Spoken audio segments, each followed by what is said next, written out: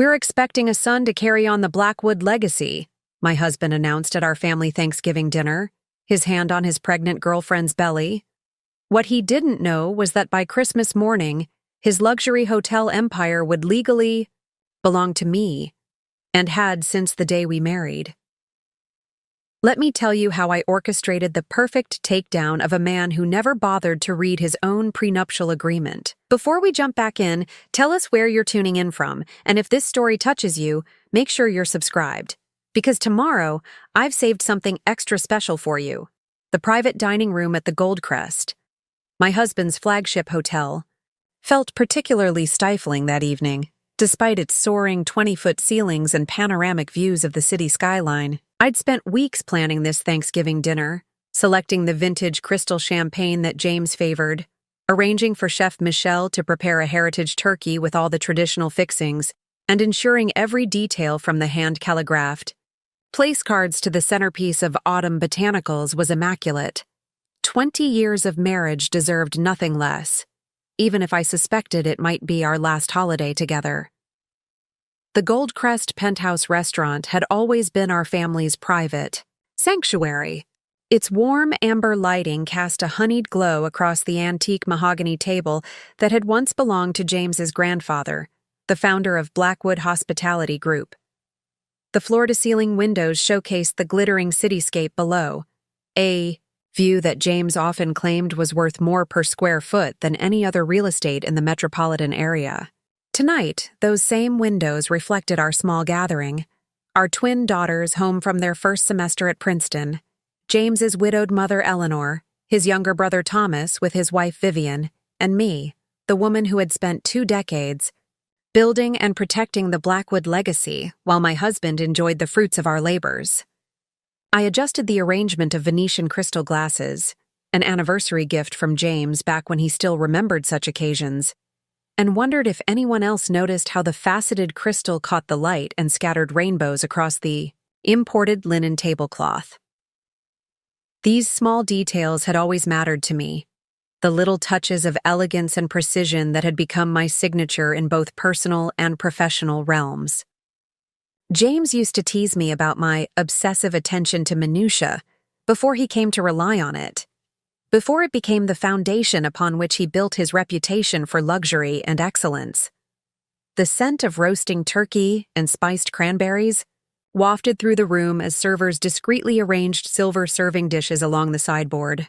Our family tradition had always been to serve Thanksgiving dinner precisely at 7 o'clock, a nod to James's grandfather's military punctuality.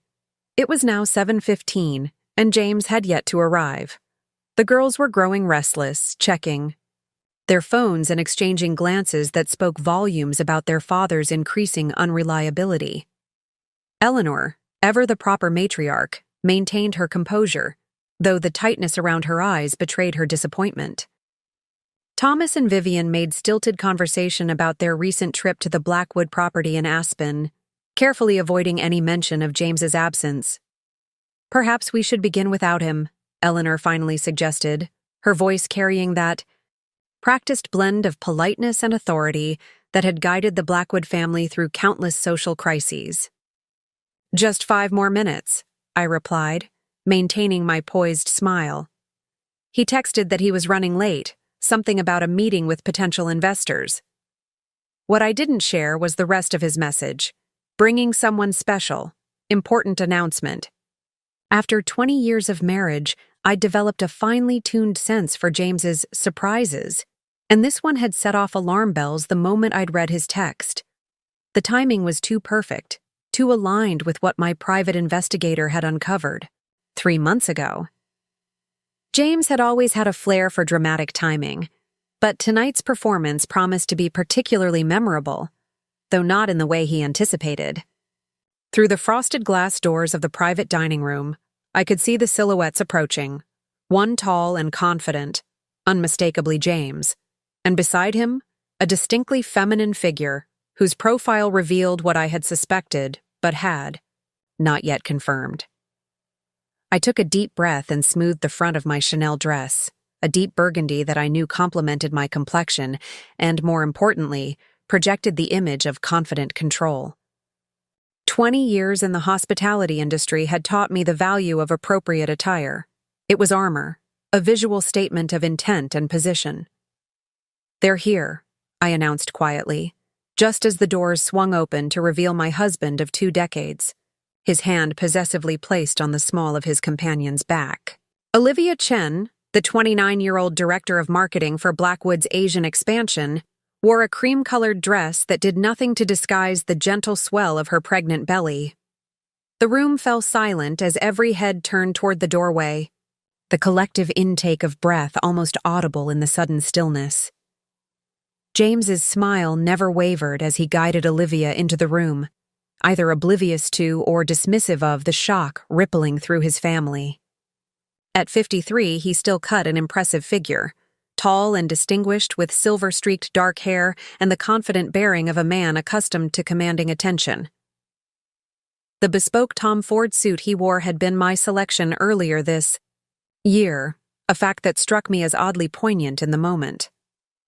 "Sorry we're late," James announced, his voice carrying that familiar authoritative tone he'd perfected in boardrooms across the globe.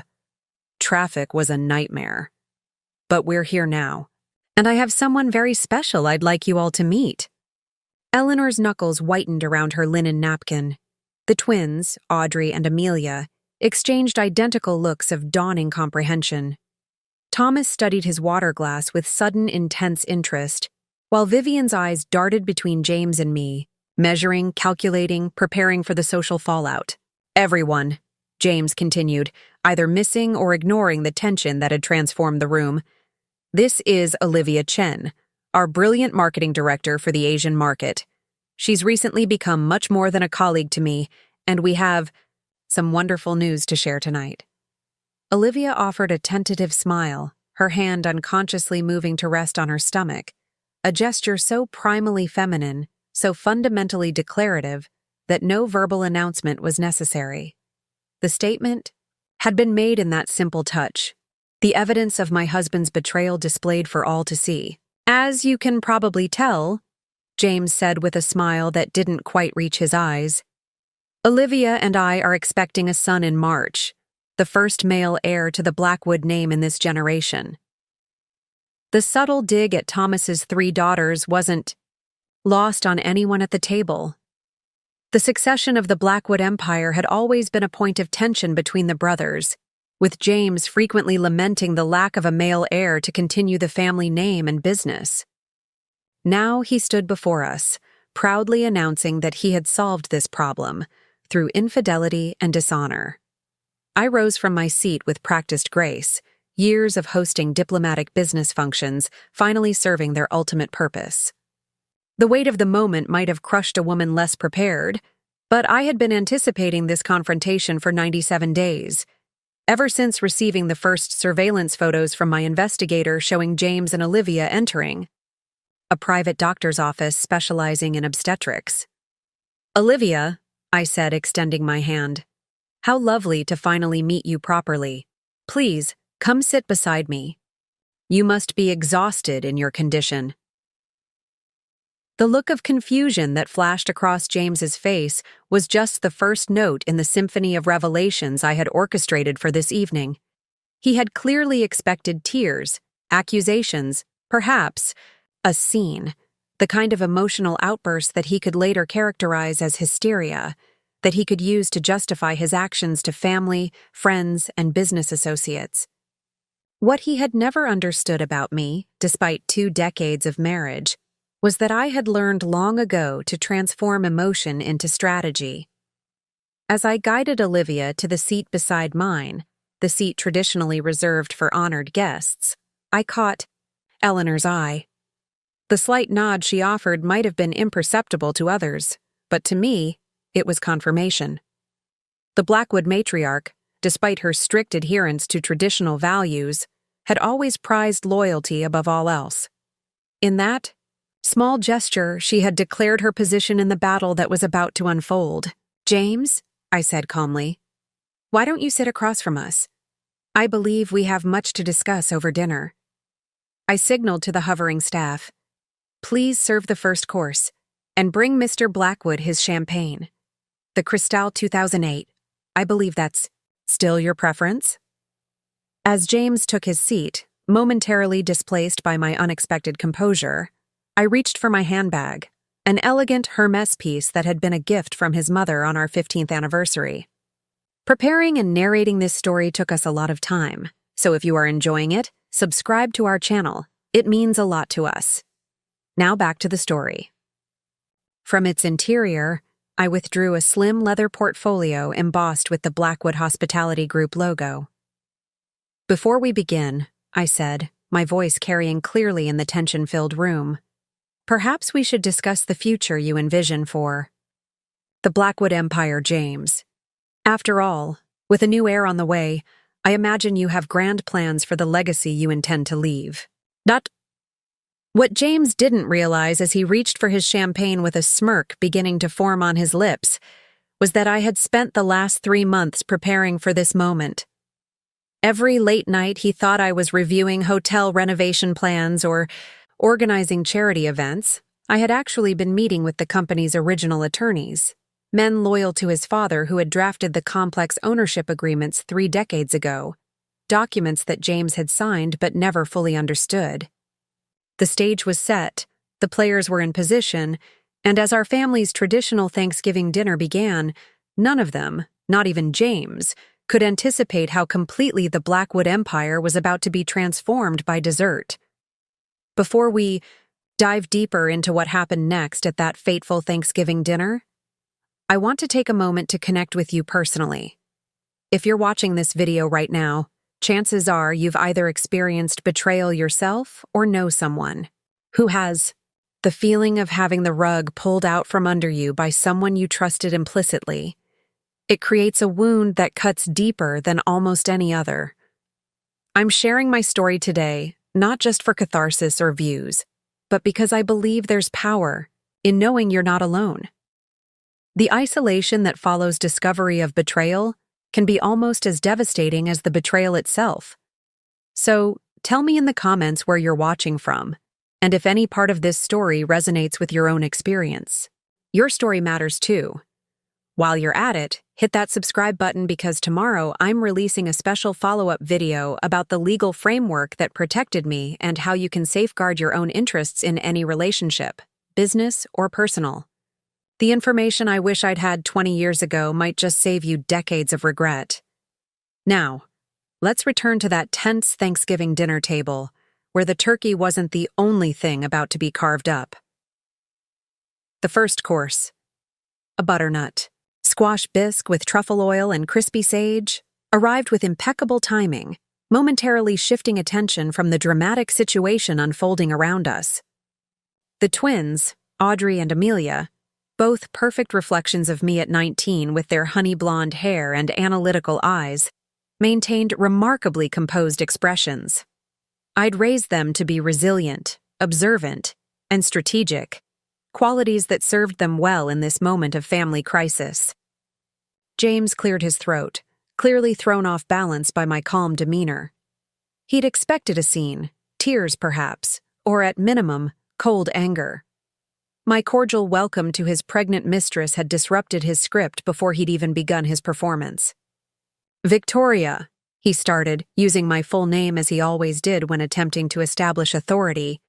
I realize this comes as a shock, but I hoped we could all be adults about the situation. I smiled slightly, taking a deliberate sip of the Montrachet that the sommelier had selected to accompany the first course. Nothing shocks me anymore, James, especially not after reviewing the quarterly reports from our Singapore property last month. His brow furrowed slightly, the first crack in his facade. The Singapore hotel's financial irregularities were something he believed only he and the CFO had access to. He didn't know that, as a silent board member, I received every report, every audit, every projection. This was just my opening move. A subtle indication that I knew far more than he realized. "The Singapore property is performing adequately," he responded with practiced smoothness.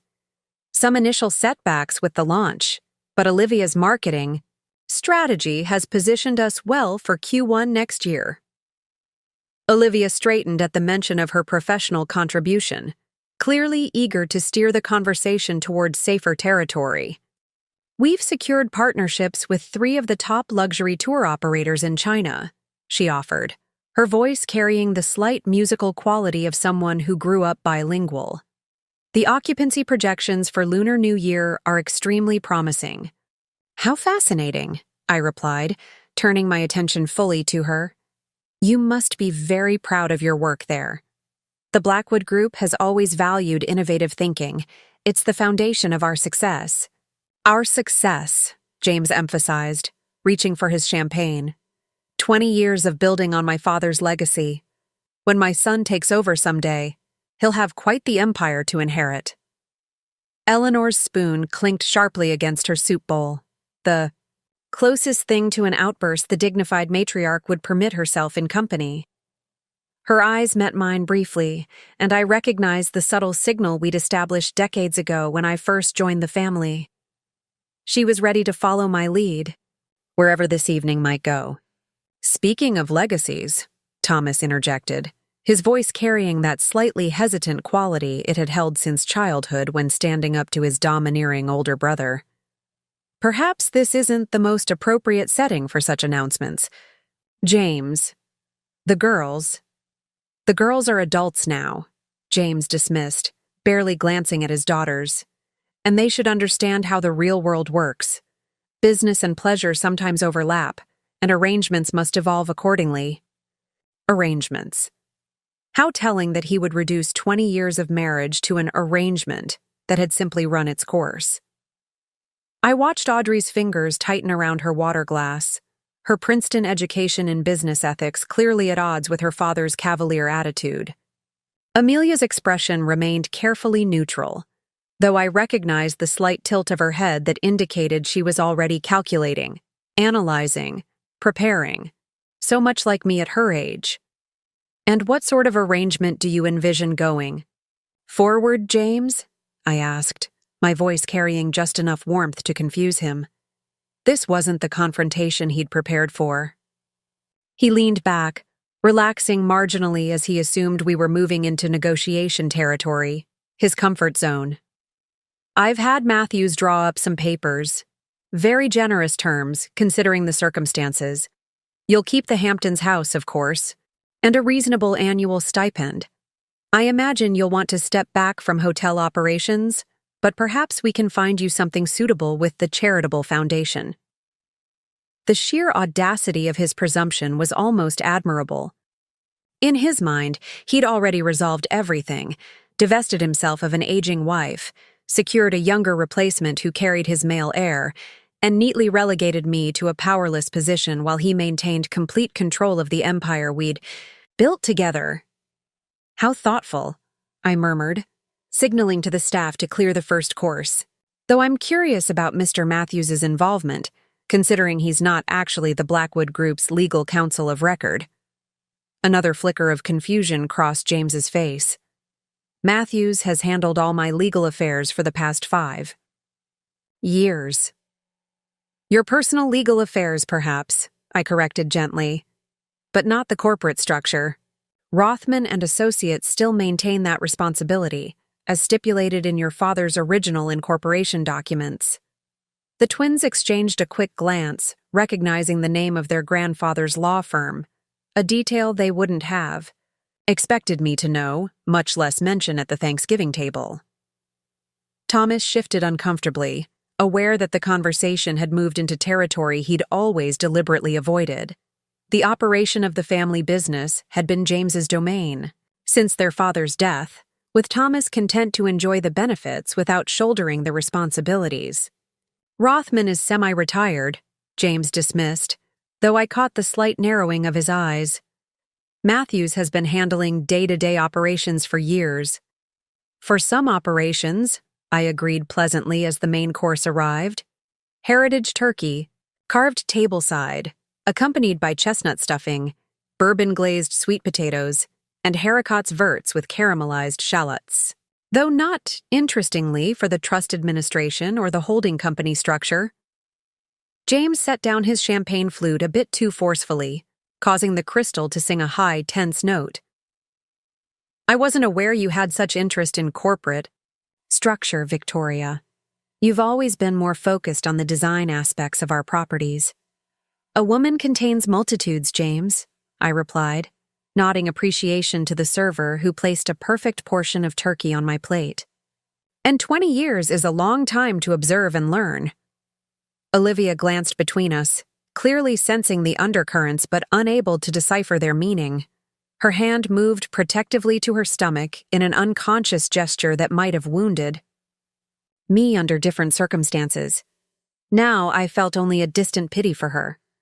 She was merely a pawn in a game whose rules she didn't understand, a game that had begun long before she entered the picture.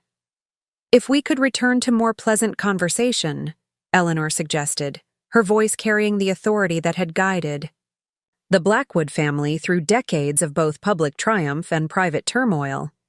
Audrey, tell us about your economic policy seminar. Your professor is a Nobel laureate, I believe? It was a masterful redirect, giving everyone at the table an opportunity to retreat from the precipice we'd been approaching. Audrey seized the opening with the social grace she'd inherited from both her grandmother and me, launching into an animated description of her coursework that required no real engagement from anyone listening. I caught Eleanor's eye and offered a slight nod of appreciation. She understood the value of timing as well as I did. The revelations I had planned would unfold according to my carefully orchestrated schedule, not in response to James's provocations. As the conversation shifted to safer topics, I watched James visibly relax, mistaking the temporary reprieve for surrender. He turned his attention to Olivia, his hand occasionally resting possessively on her arm as he guided her through the intricacies of Blackwood family dynamics, introducing anecdotes and context designed to establish his central importance to every aspect of family history and business success. What he didn't realize, what he had never fully appreciated, was that for 20 years I had been the silent architect of that success, the shadow partner whose attention to detail and strategic vision had transformed a modest collection of luxury hotels into a global hospitality empire. Behind every major acquisition, every successful renovation, every innovative service concept that had become the Blackwood signature, my influence had shaped outcomes while James took center stage and claimed the credit. The staff began preparing for dessert service, individual pumpkin soufflés with spiced crème anglaise, a tradition I'd introduced our first Thanksgiving as a married couple. I checked my watch discreetly, counting down to the moment when the first domino would fall in the sequence I'd arranged so carefully over the past 3 months. In exactly 12 minutes, as the soufflés were being served, James's phone would ring with a call he couldn't ignore. The first note in the symphony of revelations that would reshape not just our family dinner, but the entire future of the Blackwood empire. As the staff prepared the dining room for dessert service, I observed how James leaned in closer to Olivia, his voice dropping to that intimate register he'd once reserved for me in the early years of our marriage. He was explaining some apparently amusing anecdote about the original acquisition of the Goldcrest, gesturing expansively as he described his visionary decision to purchase the struggling property and transform it into the flagship of the Blackwood portfolio. The previous owners had no concept of luxury positioning, he told her, his hand now resting casually on her lower back. They were running it like a glorified business hotel. I saw the potential immediately. The bones were there. For something truly exceptional. What he conveniently omitted was that I had been the one to identify the property, research its potential, and create the entire repositioning strategy. I had spent weeks interviewing designers, chefs, and service consultants to craft the vision that would become the Blackwood signature experience. James had merely signed the papers and accepted the accolades when the revitalized Goldcrest became the most sought-after reservation in the city. This pattern of appropriation had become so familiar over the years that I had stopped correcting him, both publicly and privately. His narrative of singular genius had become the accepted history, not just with the press and our social circle, but eventually within the family itself. Even the twins had grown up absorbing the mythology of their father's business acumen, though they'd occasionally glimpsed enough of my behind-the-scenes work to question the official version.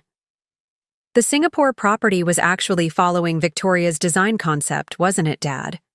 Amelia asked, her voice carrying that deceptively innocent tone she'd perfected since childhood when asking questions she already knew the answers to. I remember Mom flying to Kyoto to meet with that famous Japanese architect. What was his name? Tanaka, I supplied quietly. Hiroshi Tanaka. James waved a dismissive hand. Victoria handled some of the aesthetic details, of course, but the vision and execution were mine. He turned to Olivia with a conspiratorial smile. My wife has always had an eye for decoration, though sometimes her ideas need to be reined in for practical considerations. Decoration. 20 years of architectural innovation, brand development, and strategic positioning reduced to decoration. I met Eleanor's gaze across the table and saw the flash of indignation she quickly masked. She, more than anyone, knew the truth of my contributions to the Blackwood Empire. Tanaka-san won the Pritzker Prize last year, didn't he? Thomas asked, his voice carrying an unusual edge. Quite a coup to have him design the Singapore property. It was perhaps the first time in years I'd heard him directly challenge the narrative James had constructed. Yes, he did, Olivia confirmed eagerly, seemingly relieved to contribute to the conversation in her professional capacity. His design for Blackwood Singapore has been featured in Architectural Digest and Hospitality Design. It's become a case study at several design schools. Thanks largely to your marketing efforts, I'm sure, James said, patting her hand affectionately. The gesture was calculated to remind everyone at the table of their relationship, while simultaneously dismissing the significance of the architectural achievement. I observed the fleeting shadow that crossed Olivia's face, the first indication that perhaps she wasn't entirely comfortable with her role in this drama. She was young, ambitious, and clearly talented at her job. Under different circumstances, I might have mentored her, guided her career within the Blackwood organization. Now she was carrying my husband's child and being unwittingly positioned as my replacement, both personally and professionally. The Tanaka design was revolutionary for the brand, I noted, keeping my tone conversational. It established the architectural signature that's now being implemented across all the Asian properties. I turned to Olivia. I imagine that gives you a strong foundation for the regional marketing strategy. Before she could respond, James's phone chimed with a notification. He glanced down, frowning slightly as he read the message. "Excuse me," he said, rising from his chair. "I need to take this. Won't be a moment." As he stepped away from the table to make his call near the panoramic windows, I noted the exact time on the elegant Patek Philippe watch that had been a gift from Eleanor on my 40th birthday. Right on schedule. The first piece of my carefully orchestrated plan was sliding into place. "Olivia," I said, turning my full attention to the young woman who now sat awkwardly beside me, suddenly deprived of James's protective presence. "Tell me about yourself. James has been surprisingly reticent about your background."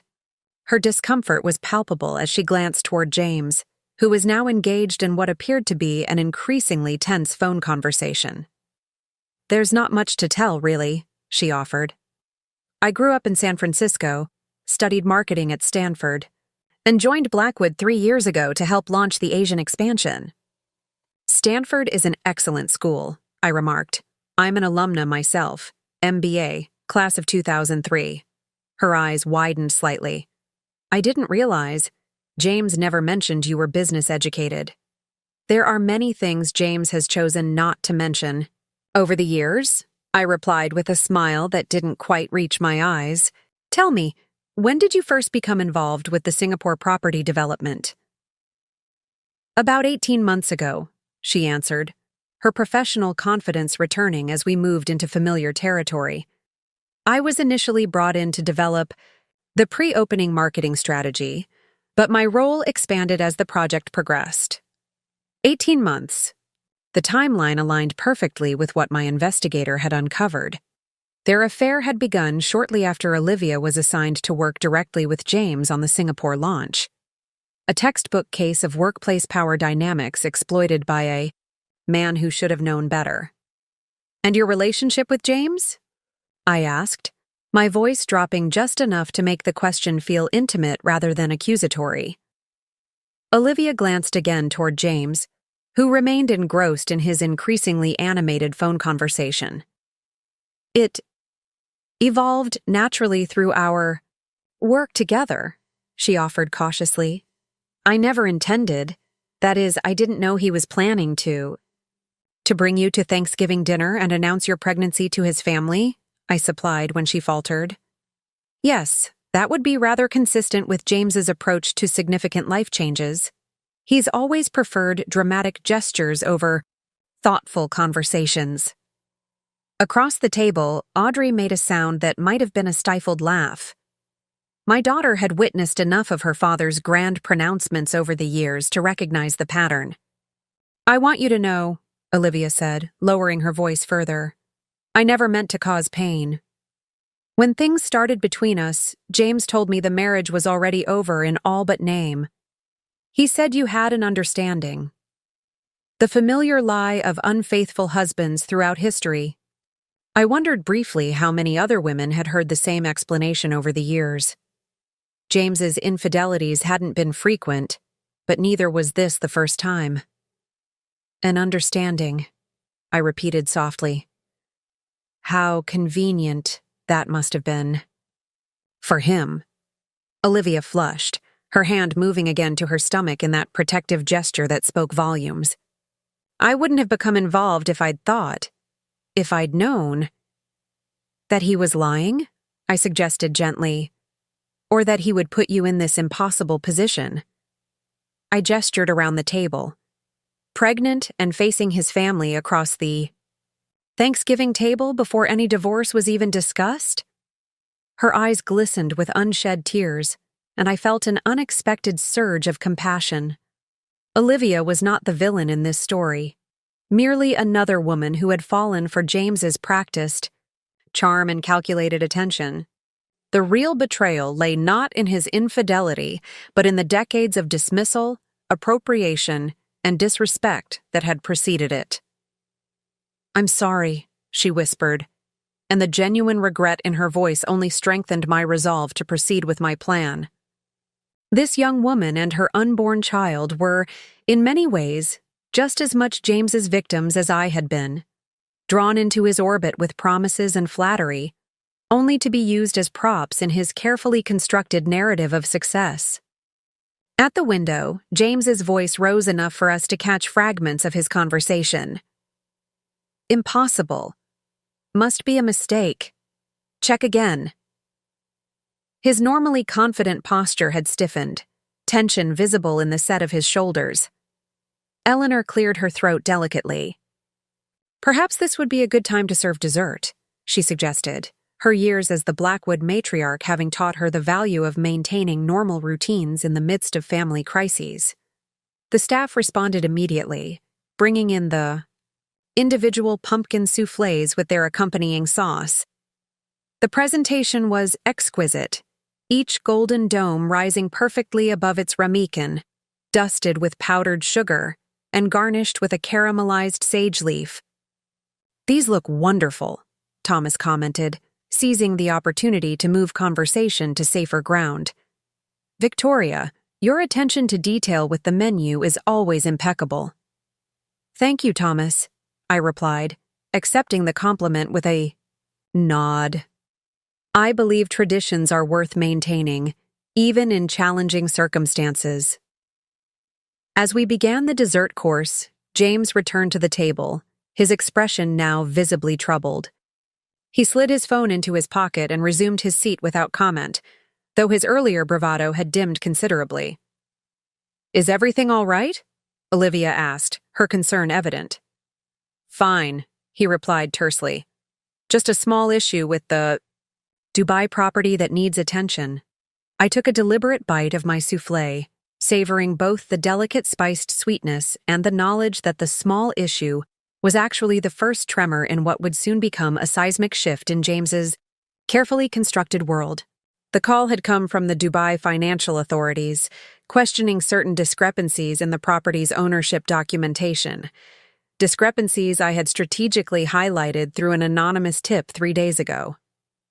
Dubai has been performing exceptionally well this quarter, I noted casually, especially considering the regulatory challenges in that market. James's head snapped up, his eyes narrowing as he studied my face. For perhaps the first time that evening, he was truly seeing me, not as the decorative wife he'd outgrown, but as someone who might possess information he didn't control. The regulatory environment is complex, he replied cautiously, but nothing we haven't navigated successfully before. Of course, I agreed, meeting his gaze steadily. Though I've always found that transparency is the best approach with international financial authorities. Wouldn't you agree? The double meaning wasn't lost on him. A flicker of uncertainty crossed his face as he considered, perhaps for the first time, whether I might know about the offshore accounts, the tax structures, the carefully disguised fund movements that had characterized his management of the Blackwood Group's international holdings. Most business matters are too nuanced for simple transparency, he countered, reaching for his water glass rather than the champagne. Context and complexity require sophisticated handling. Indeed, they do, I agreed pleasantly, which is why I've always appreciated Rothman's thorough approach to documentation. Old school, perhaps, but remarkably effective for preserving what matters. The mention of his father's attorney again seemed to unsettle him. James had systematically distanced himself from the old guard after his father's death, bringing in his own people, establishing his own systems. What he didn't know, what he had never bothered to confirm, was exactly what authorities those original corporate documents had preserved. Dessert continued in tense silence, the earlier flow of conversation now dammed by the undercurrents of James's phone call and my cryptic comments. The twins exchanged glances, sensing the shift in atmosphere but unable to decipher its meaning. Thomas studied his soufflé with unnecessary concentration, while Vivian watched the dynamics with the keen observation of someone who had married into the family, rather than being born to its complications. Only Eleanor seemed truly at ease, enjoying her dessert with the serene composure of someone who had witnessed decades of family drama and knew that resolution, however painful, always eventually came. As the staff cleared the dessert plates, James cleared his throat. I think it's time we discuss the practical aspects of the situation, he announced, attempting to reclaim control of the narrative. Victoria and I will be divorcing, and Olivia, and I will be married before the baby arrives in March. I've already begun transitioning Victoria's responsibilities within the organization to ensure minimal disruption. The presumption was breathtaking, that he had the authority to unilaterally remove me from the company, that he could simply announce life-altering decisions as if they were foregone conclusions, that everyone at the table would simply accept. His pronouncements without question. 20 years ago, they might have. 20 years ago, I might have as well. But that was before I discovered exactly what James's father had written into those original incorporation documents, and exactly who had legally controlled the Blackwood Hospitality Group since the day of our wedding. James leaned back in his chair, swirling the remains of his champagne with the practiced nonchalance of a man accustomed to having the final word. The momentary discomfort from his phone call seemed to have passed, replaced by his default state of unearned confidence. I've instructed Matthews to prepare a comprehensive settlement package, he announced, his tone suggesting he was bestowing a great generosity rather than fulfilling a legal obligation. Given your contributions as my wife, Victoria, I think you'll find the terms more than fair. The calculated emphasis on my wife versus any acknowledgement of my professional role spoke volumes. In James's worldview, I had been an accessory to his success. Decorative, occasionally useful, but ultimately replaceable. a sentiment he was now making painfully explicit. As I mentioned, he continued, setting down his glass and steepling his fingers in that gesture I'd seen countless times in boardroom presentations. You'll retain the Hamptons property. I know how much you enjoy your garden there, and it seems a fitting venue for your retirement. Retirement, at 45. As though my career, my expertise, my vision had all been some charming hobby to keep me occupied until I gracefully exited the stage at his convenience. How considerate, I murmured, reaching for my water glass. And what arrangements have you made for my equity in the company?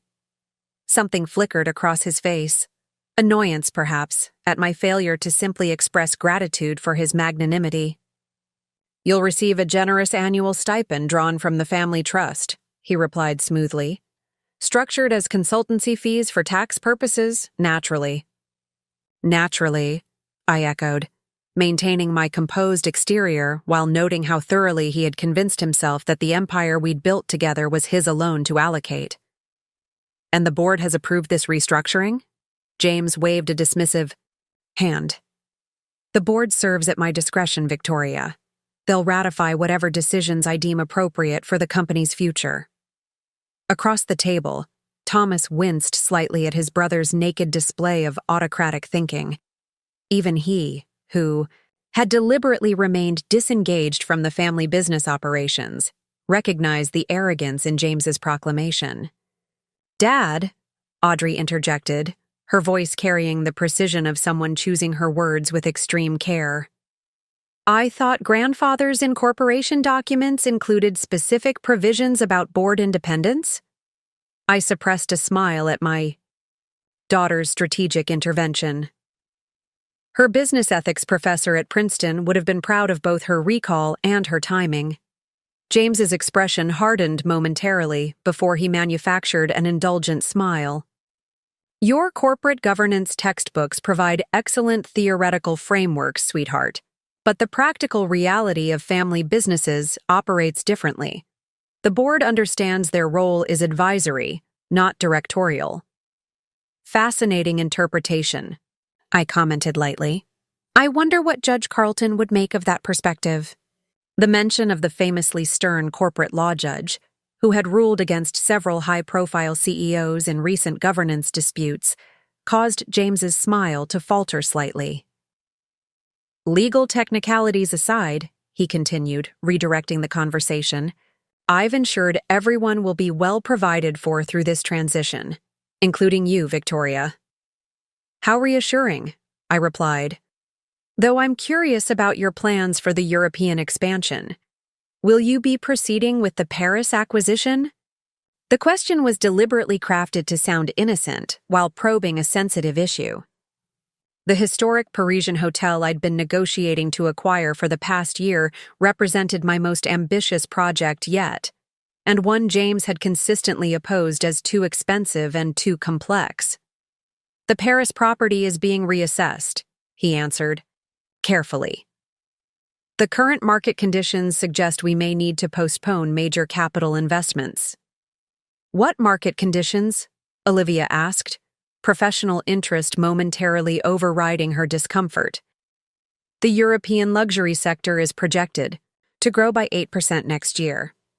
All our market research indicates the timing is optimal for expansion. I watched with quiet satisfaction as James struggled to navigate this unexpected challenge from his pregnant girlfriend. He hadn't anticipated that her professional expertise might complicate his narrative.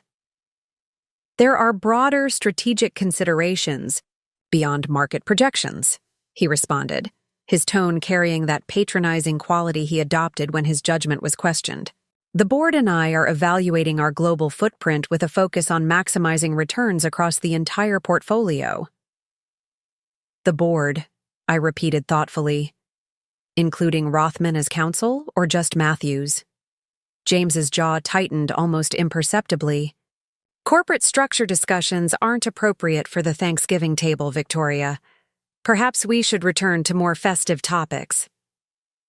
On the contrary, Eleanor interjected with regal composure, I find corporate governance absolutely fascinating, particularly when it concerns the family legacy my husband spent his life building.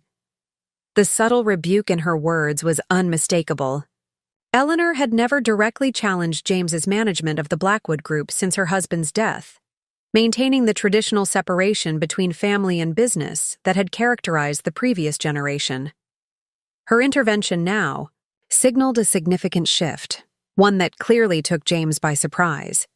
"Mother," he began, his tone hovering between deference and impatience. "The business landscape has evolved considerably since Father's Day. The structures and strategies that served the company then would be hopelessly outdated now." "Evolution is inevitable," Eleanor agreed with a slight incline of her head. "Though I've always believed that principles should remain constant, even as practices adapt to changing circumstances. Your father was particularly adamant about maintaining the core values upon which he built the company." James's expression tightened further. He had never appreciated being reminded of his father's principles, particularly when they conflicted with his own more expedient approach to business. "The Blackwood Group's success under my leadership speaks for itself," he stated flatly. 7 new properties, market capitalization tripled, brand recognition expanded to 3 continents. I think Father would have approved of those results, whatever methods achieved them. Results without integrity are merely numbers on a balance sheet, Eleanor replied, her voice soft but unyielding. "But then, you always did prefer quantifiable metrics to qualitative values." An uncomfortable silence settled over the table.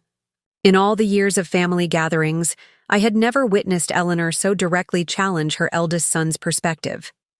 James appeared momentarily at a loss, unused to having his authority questioned by the family matriarch. Olivia shifted awkwardly beside me, clearly unnerved by the undercurrents she couldn't fully decipher. The twins exchanged another of their silent communications. A raised eyebrow from Audrey met with a slight nod from Amelia. They sensed the power dynamics shifting but couldn't yet see the pattern those shifts were forming. James recovered quickly, his momentary discomfort masked beneath a veneer of magnanimous tolerance. "Different generations naturally have different priorities," he said smoothly. "Father built something remarkable from the ground up. My contribution has been to modernize and expand that foundation, and my son will inherit a global enterprise ready for the next evolution." The presumption in his words hung in the air, the automatic assumption that his unborn son would eventually control the Blackwood Empire, regardless of the existence of his 2 highly capable daughters or any other consideration. "Fascinating how you've planned the next 50 years of corporate succession based on a child who hasn't even been born," I observed, "particularly given the regulatory challenges emerging in Dubai."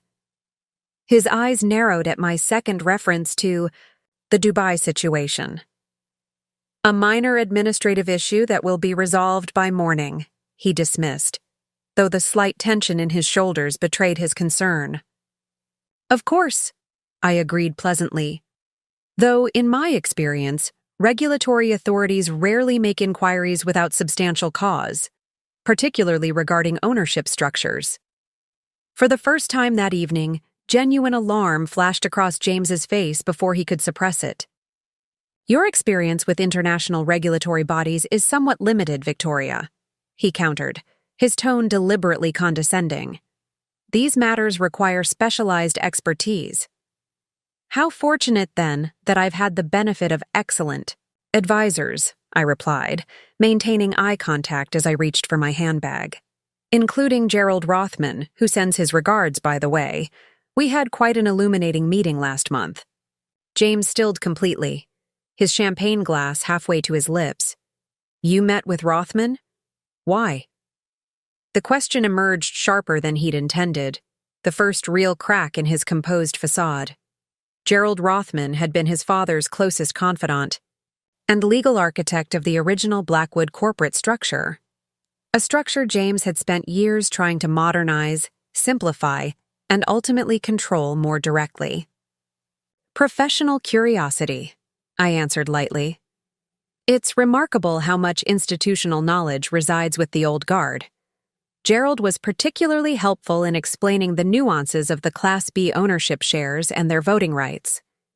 The color drained from James's face so rapidly that even Olivia noticed, her brow furrowing with concern as she placed a hand on his arm. "James, are you all right?" He ignored her, his attention fixed entirely on me. "The Class B shares are a legacy structure," he stated, his voice tightly controlled. "Their practical application was superseded by the reorganization 5 years ago." That's where things get interesting," I replied, removing a slim leather portfolio from my handbag. According to the original incorporation documents, which Gerald helpfully provided, any reorganization affecting the Class B shares requires unanimous consent from all registered holders. "Which was obtained," James snapped, his patience visibly fraying. The board minutes reflect your presentation of a reorganization plan," I interrupted gently, "and a vote approving implementation subject to all necessary consents being secured. But there's no record of those consents ever being properly documented." I paused, allowing the implication to sink in. "Specifically, my consent, as the registered holder of 60% of the Class B shares since our marriage." The silence that followed was absolute. Even the staff, moving discreetly around the perimeter of the dining room, seemed to freeze at the bombshell I had just detonated. "That's impossible," James finally managed, his voice barely above a whisper. "The Class B shares were assigned to the family trust. Father arranged it before his death." "Almost correct," I acknowledged. "Your father did indeed arrange the assignment of the Class B shares, but not to the family trust." I opened the portfolio and removed a single document, sliding it across the table toward him. He assigned them directly to me as a wedding gift. His letter explaining his decision makes for rather illuminating reading. James stared at the document as though it might burst into flames. His hand, when he finally reached for it, trembled almost imperceptibly, the first visible manifestation of genuine fear I had seen from him in our 20 years together. As he unfolded his father's letter, I watched the realization dawn across, his face dismantling 2 decades of unearned confidence piece by devastating piece. The antique Waterford crystal decanter on the sideboard caught the light as a server moved past, sending prismatic reflections dancing across the hand-painted silk wallpaper. I had personally selected that wallpaper, a custom design featuring subtle gold-threaded cherry blossoms against a midnight blue background during the Goldcrest's last renovation. It had been a point of contention between James and me. He had favored something more conventional, something that wouldn't challenge the guests' expectations of luxury. "People aren't paying 5 figures a night for avant-garde design statements," he'd argued at the time. "They want recognizable opulence." But I had persisted, knowing that true luxury in the modern market wasn't about gilt and marble, but about distinctive, curated experiences that couldn't be replicated.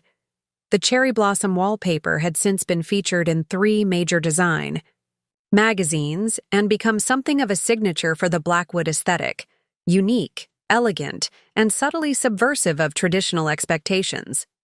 How fitting that this backdrop of my creative vision against James's resistance now framed his moment of reckoning. As he read his father's letter, the color gradually returned to his face. Not the healthy flush of relief, but the ruddy hue of mounting anger. His fingers tightened on the heavy stationery, crinkling the edges of what had remained pristine for 2 decades in my personal safe. "This has to be a forgery," he finally declared, slapping the letter down on the table. "My father would never have arranged such a thing without informing me." I smiled slightly, having anticipated this exact reaction. "The original is in Gerald Rothman's possession, along with the formal assignment of shares, both notarized and registered with the corporate secretary at the time of our marriage. I only keep a copy for my personal records." The twins watched, this exchange with identical expressions of fascinated calculation. They had grown up observing their father's corporate maneuvering, his strategic aggression masked as business acumen. Now they were witnessing something altogether different. Their mother's long game finally revealed. Even if this document were legitimate, James continued, his voice tight with controlled fury, the subsequent reorganizations would have superseded any original arrangement. The Class B shares were effectively neutralized in the 2015 restructuring. That's an interesting legal theory, I replied mildly, though not one supported by Delaware corporate law, as Rothman has extensively documented. Any attempt to dilute or neutralize the Class B shares without explicit written consent from the majority holder constitutes a breach of fiduciary duty. Section 273. 4 of the corporate charter is quite specific on this point. James's jaw worked as he processed this information. The 2015 restructuring had been his masterpiece, a complex reorganization that had consolidated his operational control while theoretically maintaining the original ownership structure. He had presented it to the board as a modernization necessary for international expansion, a streamlining of outdated corporate governance. What he hadn't realized, what his new counsel Matthews had either missed or deliberately obscured, was that the original incorporation documents included tripwire protections specifically designed to prevent exactly this type of power consolidation, without the knowledge and consent of all key stakeholders. The board approved the reorganization unanimously, he insisted, though uncertainty had crept into his voice. The board approved a proposal whose legal validity was contingent on securing all necessary consents, I corrected. A contingency that was never fulfilled, because I never provided my consent as the majority holder of Class B shares. Olivia glanced between us, clearly struggling to follow the technical aspects of the conversation, but sensing the fundamental power shift occurring. Her hand moved protectively to her stomach again, a gesture that now seemed less about the unborn child and more about her own suddenly precarious position.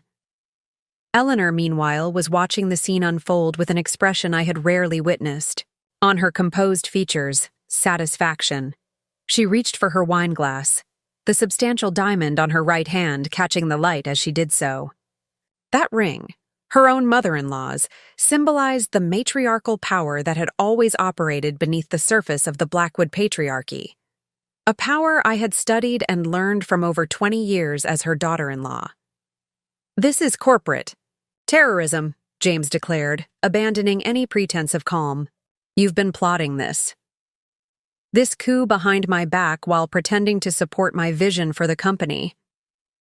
I noted with detached interest how quickly he pivoted to portraying himself as the victim, a tactic he had employed whenever challenged throughout our marriage.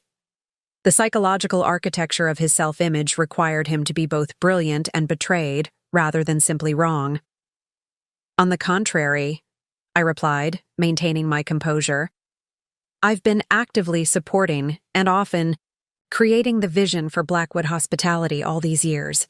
The only fiction was allowing you to believe you were the sole architect of that vision. Thomas cleared his throat, drawing surprised attention from everyone at the table. My brother-in-law rarely inserted himself into confrontations, particularly those involving the business. The redesign of the London property, he said quietly. That was your concept, wasn't it, Victoria? The incorporation of the historical elements with modern functionality. James always claimed credit, but I remember you showing Eleanor the preliminary sketches months before James announced the project. Eleanor nodded, a small but significant gesture of confirmation. The Barcelona acquisition, too, Amelia added, her analytical mind clearly reassessing years of family lore through this new lens. Dad said it was his discovery, but it was during Mom's research trip for her architectural preservation initiative. I remember because you brought us back those custom espadrilles from the workshop next door to the property. One by one, the pivotal moments in Blackwood Hospitality's ascendancy were being reattributed from James to me. Each success that had built his reputation as a visionary hotelier revealed as my creation. James's hand clenched around his water glass, his knuckles whitening with pressure. The crystal, a set I had commissioned from a small Venetian workshop, reflected the tensions rippling through the room, distorting the light like truth bent through the prism of James's narrative. "This is absurd," he finally managed, his voice hoarse with suppressed rage. "A few design suggestions don't constitute corporate leadership. I made the decisions that built this company into what it is today. I took the risks. I secured the financing. I navigated the regulatory challenges. With my guidance," I pointed out gently. "Who prepared the briefing documents before every board meeting? Who reviewed the financial projections? Who identified the critical issues requiring board attention and crafted the presentations that framed those issues favorably?" For 20 years, I had operated as the shadow CEO of Blackwood Hospitality, researching, analyzing, strategizing, and then packaging my conclusions in ways that allowed James to present them as his own insights. I had been the architect, and he had been the front man, though neither of us had explicitly acknowledged this arrangement. "Administrative support isn't the same as executive function," James dismissed, though the uncertainty in his tone betrayed his recognition of the oversimplification. "Is that what you call it when I restructured the debt financing for the Miami property during the recession?" I asked, my voice still calm despite the escalating tension. "When I negotiated the management contract with Sheikh Abdullah that gave us entry to the Dubai market? When I identified the regulatory pathway for the Singapore property that saved 6 months of delays and millions in consulting fees?" Each example landed like a precision strike, dismantling James's self-mythology. Piece by piece, the family watched in stunned silence as the corporate history they thought they knew was systematically revised before their eyes. Outside the floor-to-ceiling windows, the city lights glittered against the darkening sky, much like they had 20 years ago on our wedding night, when James had brought me to this same dining room and promised me the world. In a way, his father had delivered on that promise through the Class B shares, though neither James nor I had understood the full implications at the time. The heavy silver coffee service, another symbol of old-world luxury that James had insisted on maintaining in all Blackwood properties, despite its operational inefficiency, was brought to the table by the head server. The ritual of after dinner. Coffee had been a Blackwood tradition since the company's founding, a moment when business discussions traditionally gave way to more personal conversation. Tonight, that tradition would serve a different purpose. "Coffee, Mr. Blackwood?" the server inquired, maintaining professional detachment despite the obvious tension at the table. James waved him away impatiently. "This discussion isn't finished," he insisted, turning back to me. "Whatever documents you've unearthed, whatever technicalities you think you've discovered, the practical reality remains unchanged. I am the public face of Blackwood Hospitality. I have the relationships with investors, with partners, with governmental authorities. The company cannot function without me." His declaration hung in the air, the last desperate assertion of indispensability from a man beginning to recognize how thoroughly dispensable he actually was. "An interesting hypothesis," I acknowledged, accepting a cup of coffee from the server with a grateful nod. "Though not one supported by the evidence of the past 3 months. James froze, coffee cup halfway to his lips. "What do you mean, the past 3 months?" I took a deliberate sip of my coffee, a special blend created exclusively for Blackwood properties by a boutique roaster in Colombia. Another of my initiatives that James had claimed as his own inspiration. "Since discovering your relationship with Olivia and her pregnancy, I've been conducting something of an experiment," I explained, setting down my cup precisely on its saucer. "Testing your theory about your indispensability by gradually withdrawing my support while monitoring the results." Confusion mingled with dawning alarm on James's face. "What are you talking about?" "Those briefing documents you rely on before major meetings? The financial analyses that inform your decisions? the strategic frameworks that guide your negotiations. I've been systematically reducing my contributions in those areas for 97 days now. I smiled slightly, watching comprehension dawn across his features, and the results have been most illuminating. The Macau licensing delays, Thomas murmured, connecting dots rapidly. The hiccup with the Toronto renovation budget, the confusion with the Berlin property tax assessment. James's recent string of minor but uncharacteristic missteps, attributed by the board to distraction or overextension, suddenly appeared in an entirely different light. Coincidental operational challenges, James insisted, though his voice lacked conviction. Every business faces setbacks. Indeed, I agreed pleasantly. Though it's interesting how these particular setbacks align with specific areas where I withdrew my usual behind-the-scenes support. The environmental symbolism of our surroundings took on new significance as the power dynamic shifted before everyone's eyes. The ornate dining room with its soaring ceilings and panoramic views had always represented James's self-conception. Expansive, impressive, commanding. But the custom details I had selected over the years, the wallpaper, the lighting fixtures, the artisanal craftsmanship incorporated throughout, told a different story. One of subtle influence, of precision, of attention to elements James had never even noticed. Just like the Class B shares that had been within his reach yet outside his awareness for 2 decades. As James's world unraveled thread by carefully pulled thread, I maintained the same poised demeanor I'd perfected over decades of high-stakes business negotiations conducted from the shadows. Years of watching potential partners and competitors underestimate me because of my gender, my role as the wife, or my deliberately understated presence had taught me the power of composure. While men like James expended energy on dramatic displays of dominance, I had learned to conserve mine for strategic deployment. "This is preposterous," James declared, pushing back from the table with enough force to rattle the crystal. A few coincidental business challenges don't prove anything except that we're operating in volatile markets. Of course, I agreed mildly, taking another sip of coffee.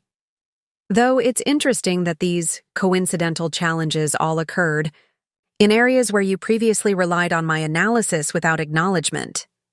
Across the table, Audrey tilted her head slightly, a gesture she'd inherited from me, indicating the recognition of a pattern. "The Berlin property tax assessment," she said slowly. "That was the same issue you helped me understand for my international business taxation seminar last spring, the cascading liabilities structure." James shot her a warning glance, but it was too late. My daughter had identified yet another instance where my expertise had been essential to the company's operations.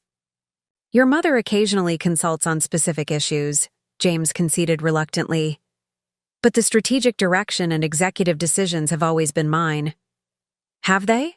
I asked, setting down my coffee cup with precisely controlled movement. "Or have you simply been the public face presenting strategies I developed and decisions I engineered?" The twins exchanged another of their silent communications. A raised eyebrow from Amelia met with a slight nod from Audrey. In that wordless exchange, I recognized their reassessment of years of family dynamics through this new lens of understanding. "You've grown remarkably bold in your accusations tonight," James observed, attempting to regain his footing through condescension. "I wonder if it's the emotional distress of our situation clouding your judgment." The familiar tactic, attributing my competence to emotion rather than intellect, might have worked in the past. Tonight, it merely confirmed how little he had ever truly seen me. "On the contrary," I replied, my voice as level as my gaze. "My judgment has never been clearer. Emotional reactions would have served neither my interests nor the company's when I discovered your affair 3 months ago." Olivia flinched slightly beside me, her discomfort at being caught between warring spouses evident in her tense posture. What she didn't yet understand was that this confrontation had moved far beyond the personal betrayal of infidelity to something much more significant. The systematic dismantling of a corporate fiction that had presented James Blackwood as a business visionary. "If you knew 3 months ago," Olivia ventured hesitantly, "why didn't you say anything then?" It was the first direct question she had asked me, and I appreciated both her courage in asking it and the strategic opportunity it provided for my narrative. "An excellent question," I acknowledged with a slight nod in her direction. "The answer demonstrates precisely what James has never understood about effective business leadership."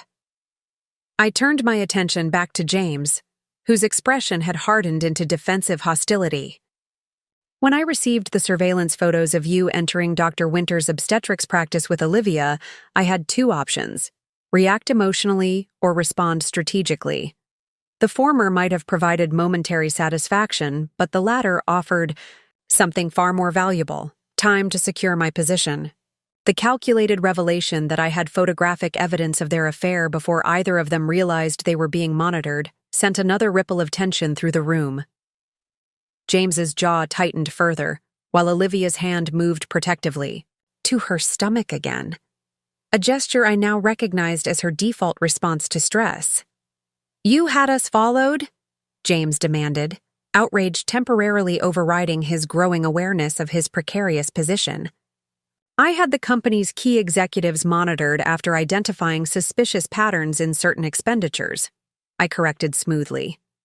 "A standard corporate due diligence measure, particularly when those patterns suggested misuse of company resources." The professional framing of what might otherwise be seen as personal surveillance shifted the narrative once again, from jealous wife to responsible corporate steward, from emotional reaction to fiduciary obligation. "You've been planning this ambush for months," James accused, attempting to regain moral high ground. "I've been methodically documenting and preparing for contingencies," I countered. "A practice you often praised in business contexts, but apparently find objectionable when applied to our marriage." Eleanor watched this exchange with the experienced eye of someone who had witnessed decades of corporate maneuvering. "Victoria has always had remarkable composure under pressure," she observed, directing her comment ostensibly to Thomas but ensuring it carried to the entire table. "I've always thought it was her greatest strength as a leader." The deliberate use of leader rather than supporter or advisor was not lost on anyone present. Eleanor had publicly aligned herself with my perspective on my role within the Blackwood organization, a significant endorsement from the family matriarch. "Mother," James began, his tone caught between deference and exasperation, "this isn't about Victoria's temperament. It's about an apparent attempt to undermine my authority and destabilize the company through legal technicalities and selective interpretation of decades-old documents." "Is that how you see it?" I asked, genuine curiosity in my voice. Even now, facing incontrovertible evidence of his vulnerability, James instinctively framed himself as the victim of external forces rather than the architect of his own predicament. "How else should I see it?" he demanded. "My wife of 20 years secretly meeting with my father's attorney, withholding critical corporate support, and orchestrating what amounts to a hostile takeover of my company." "Our company," I corrected, gently. "And technically, I can't orchestrate a hostile takeover of something I already legally control." The distinction hung in the air between us, crystallizing the fundamental reality James was still struggling to accept. The empire he had built his identity around had never been solely his to command.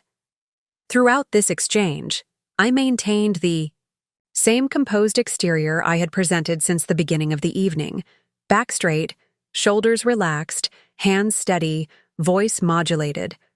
My burgundy Chanel dress, selected specifically for this confrontation, remained unwrinkled despite the hours of tension. The vintage pearl earrings that had been Eleanor's wedding gift to me caught the light as I tilted my head slightly, waiting for James's next attempt to reestablish control. "The legal reality of the Class B shares doesn't change the operational reality of the company," he finally declared, attempting to pivot to practical considerations. I am the CEO recognized by our partners, our investors, and the market. Any attempt to disrupt that leadership would create chaos that would damage all our interests. It was a calculated appeal to mutual self-interest, another tactic I had seen him employ in countless business negotiations when his preferred position became untenable. A valid concern, I acknowledged, respecting the strategic maneuver even as I prepared to counter it. Which is why I've spent the past 3 months meeting with our key stakeholders to ensure continuity during the transition. James went perfectly. Still, his expression frozen somewhere between disbelief and dawning comprehension. What transition? The leadership transition plan approved by the board's executive committee last week, I replied, removing another document from my portfolio. A comprehensive succession strategy that addresses all operational concerns while ensuring minimal market disruption. The executive committee never met last week, he objected, though uncertainty had crept into his voice. They met at the Unchi Peninsula in the private dining room, I informed him calmly. Gerald Rothman attended as counsel of record, along with representatives from our 3 largest institutional investors. The meeting had been deliberately scheduled during James's golf weekend in Scottsdale, one of many strategic decisions I had made in preparing for this confrontation. Each element had been carefully orchestrated to ensure maximum effectiveness with minimal drama, an approach to conflict resolution I had practiced throughout my career, but never before applied so comprehensively to my marriage. That's impossible, James insisted, though his voice had lost its earlier certainty. Harrison would have informed me. CFO Harrison has been cooperating with the financial audit for the past 6 weeks, I replied. He's been quite transparent about the irregularities he helped conceal at your direction. His immunity agreement with the board is contingent on his continued cooperation. The systematic dismantling of James's support structure was now becoming evident. Each ally he might have counted on had been neutralized through strategic outreach, careful documentation, or legal agreements that prioritized institutional interests over personal loyalty. Olivia looked increasingly alarmed as she processed the implications of these revelations. "James?" she asked, her voice barely above a whisper. "What does this mean?" He ignored her question, his attention fixed entirely on me. "You've orchestrated a corporate coup while pretending to be my supportive wife," he stated flatly, anger and disbelief mingling in his expression. "I've secured the company's future while you were focused on securing your midlife crisis," I corrected, my composed exterior never wavering despite the emotional weight of the moment. The distinction is important from both a governance and ethical perspective.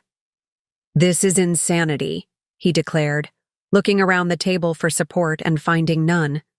Even Thomas, who had traditionally deferred to his older brother in all business matters, maintained a careful neutrality that spoke volumes about his assessment of the shifting power dynamics.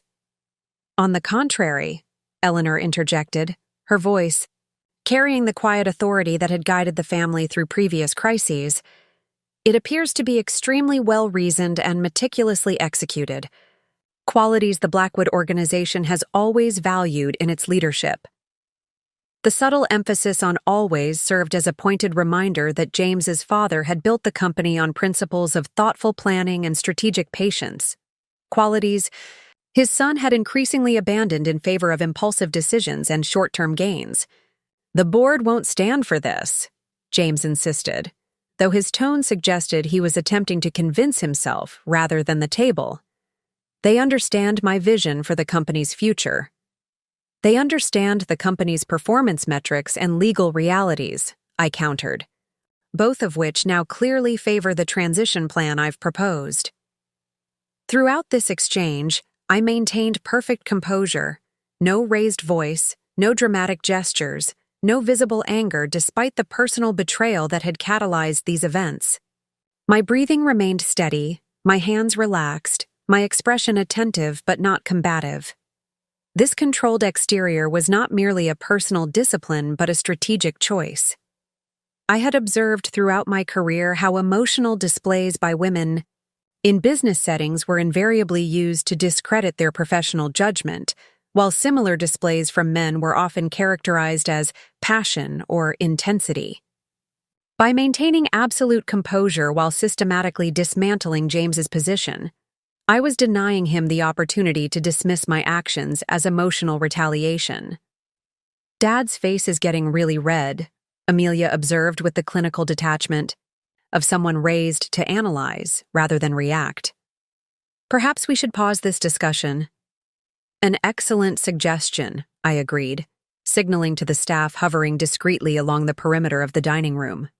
"I believe traditional Blackwood hospitality calls for brandy and dessert liqueurs at this point in the evening." The deliberate return to established ritual, a hallmark of the Blackwood guest experience across all properties, served multiple purposes: reinforcing my command of company traditions, providing a momentary de-escalation of tensions, and demonstrating, to everyone present, that I remained in perfect control of both the situation and myself, despite the increasingly dramatic revelations. The head server approached with a silver tray bearing crystal decanters of aged cognac, Grand Marnier, and Drambuie, the standard Blackwood after-dinner selection I had codified in the company's service standards guide 5 years earlier. "Wood. You prefer the Hennessy Paradis or the Louis III this evening, Mrs. Blackwood?" he inquired, maintaining the flawless professionalism that characterized staff at all Blackwood properties.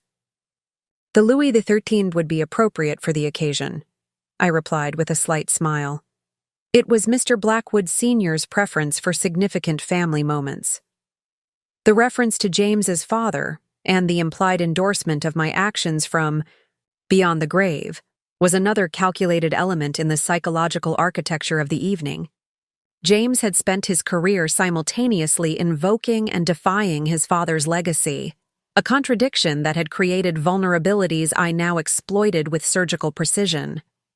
As the ruby-colored cognac was poured into baccarat crystal snifters, another design element I had selected for the Blackwood brand identity, I maintained the same poised exterior that had served me throughout the evening, never revealing the years of accumulated grievances and strategic patience that had led to this moment of reckoning. As the Louis XIII cognac was distributed around the table, with James noticeably abstaining, his earlier champagne confidence replaced by wary sobriety, I reached once more into my portfolio. The leather case had become something of a Pandora's box throughout the evening, each withdrawal revealing another layer of James's vulnerability and my methodical preparation. "Before we move forward with discussing the transition details," I said, my voice carrying that blend of warmth and authority I'd perfected over years of steering executive committees without appearing to lead them, "perhaps we should address the financial irregularities that initially drew my attention 3 months ago." James's hand tightened around his water glass. "This isn't an appropriate venue for discussing operational matters," he objected, attempting to re-establish professional boundaries now that they served his interests. "On the contrary," I countered gently, "given that these irregularities involve personal expenses charged to corporate accounts, including several related to your relationship with Olivia, I believe this hybrid personal-professional setting is uniquely appropriate." The color that had drained from James's face earlier now returned in a rush of angry crimson. Beside him, Olivia shifted uncomfortably, clearly uncertain whether she was being implicated in financial impropriety. "I have no idea what you're talking about," James stated flatly, though the tension in his jaw suggested otherwise. I withdrew a slim folder bound with the distinctive blue ribbon used by Blackwood's financial department for confidential reports. "The Zurich expenditures from last April would be a logical starting point," I suggested, opening the folder to reveal a detailed expense report. Specifically, the suite at the Bourg au Lac charged to the European marketing budget, despite no marketing activities being conducted during that stay. Olivia's sharp intake of breath was barely audible, but unmistakable. April in Zurich had clearly been significant in their relationship timeline. Business development meetings don't always follow conventional formats, James replied, his corporate doublespeak reflexive even as its ineffectiveness became apparent. The Borolac provides an appropriate setting for high-level discussions with potential European partners. Indeed it does, I agreed pleasantly. Though it's curious that no such partners appear in your calendar for those dates, while Olivia's personal Instagram showed her shopping along the Bahnhofstrasse that same weekend. A remarkable coincidence. The twins exchanged another of their silent communications, raised eyebrows, and a slight tilt of the head that conveyed their synchronized processing of this revelation. They had been raised in the digital age and understood immediately the digital trail their father had failed to consider. "You've been monitoring my social media?" Olivia asked, disbelief momentarily overriding her discomfort. "Not actively," I assured her. But when certain financial anomalies appeared in the European marketing expenditures, a basic digital verification process was the logical next step. Corporate due diligence requires following evidence where it leads. The framing was deliberate, positioning. My investigation as professional rather than personal, as responsible corporate governance rather than jealous surveillance. This distinction was crucial not just for my narrative, but for the legal protections it afforded my actions. Financial anomalies can be explained through proper accounting reviews, James insisted, attempting to regain control of the narrative. If there were legitimate concerns, they should have been raised through appropriate channels. They were, I confirmed, turning to the next page in the report. With CFO Harrison on August 12th, who assured me they would be addressed internally. When no such action materialized by September 5th, I escalated to Gerald Rothman in his capacity as counsel for the Class B shareholders. The precise dates weren't arbitrary. They established a timeline of appropriate corporate procedure, of reasonable attempts to resolve matters through conventional channels before taking more dramatic steps. This chronology would be crucial for the board's comfort with the transition plan and for any subsequent legal challenges James might attempt. Harrison should have informed me of any serious concerns, James countered, though his confident tone had diminished noticeably. He did indicate he would discuss the matter with you, I acknowledged, though his subsequent cooperation with the broader financial audit suggests that discussion may not have been productive. I turned to the next page in the report, where a series of highlighted entries detailed a pattern of personal expenses disguised as business expenditures. The Cartier purchase on Fifth Avenue last Christmas is particularly interesting, I noted, keeping my tone conversational despite the personal implications of the entry. Charged to client appreciation, but delivered to Olivia's apartment according to the courier receipt. Olivia's hand moved reflexively to the diamond bracelet on her wrist, the same bracelet I had noted when she arrived this evening, though I had recognized its origin long before she entered the Gold Crest. Corporate entertainment and relationship management take many forms in our industry, James replied, falling back on the practiced vagueness that had served him in board meetings when specific questions arose about expense allocations. They certainly do, I agreed. Though the board's governance committee has established clear guidelines for distinguishing between legitimate business development activities and personal expenditures, guidelines that were implemented, ironically enough, at your insistence, following the Morrison Hotel's accounting scandal 3 years ago. The reminder of his public stance on corporate ethics, a positioning he had leveraged for considerable industry acclaim while privately disregarding the same standards, struck precisely the note of hypocrisy I had intended to highlight. Thomas, who had maintained a careful neutrality throughout most of the evening, leaned forward slightly. The Morrison situation was different, he objected, offering his brother a temporary lifeline. Ted Morrison was systematically defrauding shareholders through a web of shell companies and falsified contracts. You're absolutely right, I conceded, appreciating the opening he had inadvertently provided, which is why I was particularly concerned when I discovered the Blackwood consulting agreements with Meridian Strategic Services. James went perfectly still, the kind of absolute stillness that indicates not relaxation but its opposite, a coiled tension so complete it manifests as immobility. "Meridian is a legitimate business intelligence firm," he stated, each word carefully measured. "Their services have been valuable for our expansion in competitive markets." "They certainly appear to be a legitimate firm on paper," I acknowledged, turning to the next page in my report. "Though it's curious that their corporate registration lists the same address as Olivia's brother's apartment in Chicago, and that their only client appears to be Blackwood Hospitality Group." The silence that followed was absolute, the kind of silence that occurs when multiple people simultaneously process a revelation with significant implications. "Ryan has a background in market analysis," Olivia offered weakly, her earlier professional confidence evaporating as the contours of the financial scheme became apparent. He has legitimate qualifications." "I'm sure he does," I replied, maintaining the same even tone.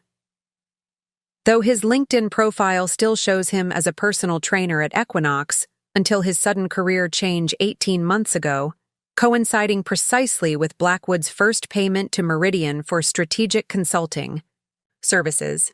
The methodical documentation of these connections, payments, dates, addresses, professional histories, demonstrated a level of investigative thoroughness that clearly caught both James and Olivia off guard. What they had constructed as a simple financial arrangement to channel company funds toward personal priorities had been systematically deconstructed through patient, meticulous research. "Corporate structures can be complex," James attempted, though even he seemed to recognize the weakness of this defense. "Meridian's organizational details aren't relevant to the value they've provided." "The board's audit committee might disagree," I noted mildly, "particularly given Regulation FD compliance requirements for publicly traded companies like Blackwood Hospitality Group." The reference to financial disclosure regulations shifted the conversation from potential impropriety to potential illegality, a distinction that even Thomas, with his limited engagement in corporate operations, clearly recognized based on his sharp intake of breath. "These are complex matters that require careful context," James insisted, attempting to redirect the conversation away from specific financial details. "Isolated transactions can appear problematic when removed from their strategic framework." "I agree completely," I replied, surprising him with my apparent concession. "Which is why the forensic accounting team from Deloitte has been conducting a comprehensive review of all related transactions for the past 6 weeks. Their preliminary findings inform the board's executive committee deliberations regarding the leadership transition." The revelation that an external accounting firm, one of the Big Four with impeccable credibility, had been examining Blackwood's financial records without James's knowledge represented another seismic shift in the evening's power dynamic. External validation transformed my documentation from potentially biased accusations to professionally verified evidence. "You brought in outside auditors without board approval?" James demanded, momentarily forgetting that his audience now understood I controlled the majority of Class B shares and, by extension, effective board authority. "The audit was approved by the Governance Committee on October 3rd, I corrected him gently. "The meeting minutes reflect unanimous consent, including proxy votes from board members unable to attend in person." The Governance Committee had been James's creation, a seemingly progressive corporate structure he had championed to enhance Blackwood's public image, while assuming he would maintain effective control through carefully selected committee membership. The irony of this committee now authorizing the investigation that threatened his position was not lost on anyone at the table. Eleanor sipped her cognac with apparent appreciation for both the rare spirit and the methodical unveiling of evidence. "Victoria has always had a remarkable memory for details," she observed to no one in particular. "Dates, figures, connections that others might overlook?" The comment, ostensibly casual, served as another subtle endorsement from the family matriarch, recognizing the very qualities that had enabled me to document James's misconduct so thoroughly. "Memory can be selective," James countered, attempting to undermine the credibility of my evidence, especially when filtered through emotional responses to personal situations, which is precisely why I've relied exclusively on documented evidence rather than recollection, I replied, turning to yet another section of the financial report. The Barcelona property renovation budget makes for particularly interesting reading. Specifically, the design consultation services provided by Artisan Concepts LLC. Olivia frowned slightly, clearly unfamiliar with this particular element of the financial improprieties. James, however, recognized the reference immediately, a flash of genuine alarm crossing his features before he could suppress it. "Another shell company?" Thomas asked, his previous reluctance to engage now overcome by morbid fascination with the unfolding revelations. "Not exactly," I replied, maintaining the same measured tone despite the personal nature of what came. Next. Artisan Concepts is registered to Margot Devereaux, the interior designer James has been working with very closely on several projects over the past 5 years. The deliberate emphasis on very closely conveyed precisely what the financial documentation suggested, that Margot represented not Olivia's predecessor, but her parallel, another relationship conducted under the thin veneer of professional collaboration. Olivia's expression shifted from confusion to dawning comprehension to hurt in rapid succession. The realization that she was neither the first nor the only recipient of James's extramarital attention, clearly landing with considerable force. Professional relationships in our industry often require close collaboration, James attempted, though the defense sounded hollow even to my ears. Margot is a highly regarded designer with unique expertise in luxury hospitality environments. She certainly spends a remarkable amount of time in such environments, I agreed. According to the expense reports, she accompanied you to property inspections in Paris, Rome, and Bali last year alone, all billed to the company at premium consulting rates, plus first-class travel and accommodation expenses. The dispassionate presentation of evidence, dates, locations, expenses, all meticulously documented in the financial reports now circulating around the table, stood in stark contrast to the emotional weight of their implications. I had known about Margot for years, had recognized the pattern long before Olivia entered the picture, but had chosen to focus on the company rather than confront the infidelity. Now that strategic patience was yielding precisely the results I had anticipated when I first began documenting the financial irregularities that served as cover for James's personal indiscretions. The revelation about Margot Devereaux hung in the air like the crystal notes of fine glassware after a toast. Resonant, lingering, impossible to ignore. Olivia's earlier composure had fractured visibly, her professional mask slipping to reveal the personal hurt beneath. James alternated between attempting to comfort her with awkward pats on her arm and shooting daggers at me with his eyes, as though I were the transgressor for revealing his pattern of infidelity rather than he for engaging in it. "Perhaps," Eleanor suggested delicately. "This would be an appropriate moment for a brief intermission. Olivia might appreciate a moment of privacy." The suggestion was perfectly pitched, compassionate toward Olivia while simultaneously providing a strategic pause in the proceedings. I nodded my agreement, recognizing the wisdom in Eleanor's timing. "Of course," I said. "The Goldcrest Lounge has been reserved for our exclusive use this evening, if anyone would like to step away from the table momentarily." As the family began to rise, Olivia almost too quickly, clearly eager to escape the scrutiny of those around her, I remained seated, my posture as composed as it had been throughout the evening. James hesitated, caught between following Olivia and remaining to attempt damage control with the family. "You should go with her, James," I suggested quietly. "She shouldn't be alone right now." The directive, framed as consideration for Olivia, left him little choice but to follow her from the dining room. Thomas and Vivian also excused themselves, heading toward the lounge area with the careful step of people traversing an emotional minefield. Only the twins remained, settling back into their seats across from me with identical expressions of fascinated calculation. "How long have you been planning this, Mom?" Audrey asked as soon as we were alone, her tone balanced between admiration and unease. I considered her question carefully. My daughters deserved honesty, but they also deserved to understand the strategic thinking that had guided my actions. "The specific sequence of tonight's revelations has been in development for 3 months," I acknowledged, but the groundwork was laid much earlier. "The Class B shares," Amelia intuited immediately. "You've known about them all along, haven't you?" I smiled slightly at my daughter's perceptiveness. So, like me at her age, quick to connect dots that others might not even see as related. "Your grandfather gave me the documentation on our wedding day," I confirmed, along with a letter explaining his reasons. The twins exchanged one of their silent communications. A slight widening of the eyes from Audrey met with an almost imperceptible nod from Amelia. "But you never used them," Audrey observed. "Not until now." "Why?"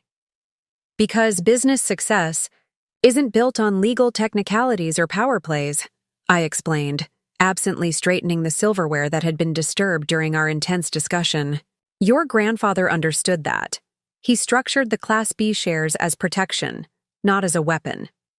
Protection that became necessary when Dad began making questionable decisions," Amelia supplied, her analytical mind already constructing the narrative. "Precisely," I acknowledged. "For most of our marriage, your father and I were aligned in our vision for Blackwood hospitality, even if he claimed public credit for many of my contributions. The legal control mattered less than the results we were achieving together." "But something changed," Audrey prompted, leaning forward slightly. I nodded, appreciating her perception. "Several things changed. The Barcelona acquisition 3 years ago marked a shift in your father's approach.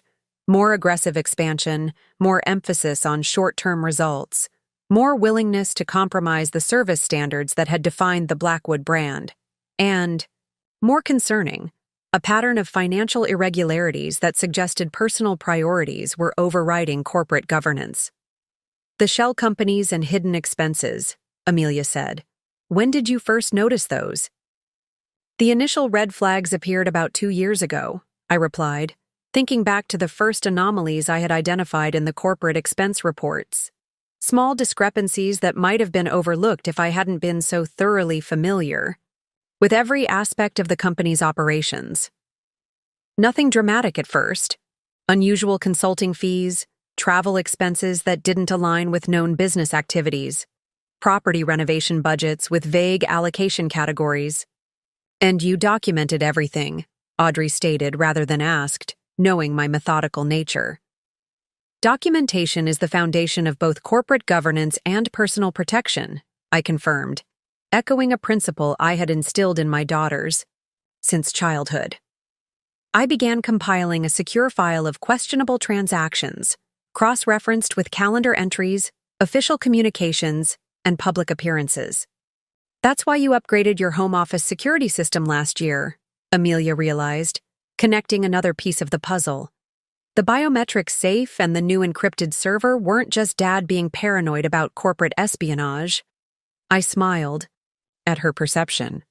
A secure repository became necessary as the documentation expanded, particularly once I began reconstructing the complete ownership structure of Blackwood Hospitality from the original incorporation documents.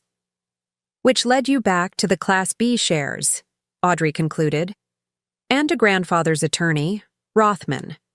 Gerald Rothman has been retired from active practice for nearly a decade," I explained. "But he maintains emeritus status with the firm and holds certain institutional knowledge that proved invaluable. The current partners had accepted your father's characterization of the corporate structure without thoroughly examining the original documentation." "Classic Dad," Amelia observed with a hint of rueful recognition. "Present a simplified narrative, with enough confidence that no one questions the underlying details." The insight demonstrated how clearly my daughters saw their father's methods. perhaps more clearly than I had in the early years of our marriage, when his confidence had seemed like strength rather than a mask for insecurity. Gerald was understandably surprised when I appeared in his office 3 months ago, I continued, allowing myself a small smile at the memory. He had assumed I was fully aware of my legal position within the company structure all these years. But you weren't? Audrey asked, sounding surprised. Even though grandfather gave you the documentation? I understood I held shares, I clarified, but I hadn't fully appreciated their significance within the multi-layered ownership structure your grandfather had created. The Class B shares appeared to be a minority position based on the summary your father provided when we merged our financial planning after marriage. He misrepresented your ownership stake, Amelia stated flatly, her expression hardening as the implications became clear. Let's say he presented a simplified interpretation that aligned with his preferred narrative, I suggested, maintaining the measured tone I had used throughout the evening. Whether that was deliberate misrepresentation or simply his own misunderstanding isn't something I can definitively determine. So, what triggered the meeting with Rothman after all these years? Audrey asked, returning to the chronology of events. The Dubai regulatory inquiry, I replied. 6 months ago, the UAE financial authorities raised questions about the ownership structure of the Dubai property, specifically the chain of control leading back to Blackwood Holdings International. Your father dismissed their concerns as bureaucratic box-checking, but something in the language of their inquiry caught my attention. I paused, recalling the specific phrasing that had triggered my suspicion. Beneficial ownership disclosure requirements for Class B equity instruments. A technical term that had sent me searching through the original incorporation documents I had stored in my private files for 20 years. The Dubai regulators were asking questions that suggested they understood something about our corporate structure that even I didn't fully comprehend, I continued. So I decided to educate myself thoroughly before the situation escalated further. And that led you to Rothman, Amelia concluded. I nodded. Gerald not only confirmed my controlling interest through the Class B shares, but also revealed the additional protections your grandfather had built into the corporate charter, protections specifically designed to prevent any future CEO, including his son, from circumventing the governance structure without proper authorization. Which Dad had been systematically trying to do, Audrey intuited. For several years, I confirmed. The 2015 reorganization was particularly concerning, a complex restructuring that appeared to streamline operations but actually created multiple layers of subsidiaries with increasingly opaque reporting relationships. Designed to obscure financial irregularities, Amelia suggested, her business studies at Princeton clearly informing her analysis. Among other things, I agreed. But what your father didn't realize, what Matthews either missed or deliberately overlooked, was that the original charter contained specific provisions requiring Class B shareholder approval for any substantive changes to the corporate structure. Provisions Dad never bothered to read, Audrey concluded with a slight shake of her head, or believed were effectively neutralized through the various reorganizations he had implemented, I added. Gerald's assessment was quite clear. Despite the complex web of subsidiaries and management companies your father had created, ultimate control still resided with the Class B shares. Shares that had been registered in my name since our wedding day.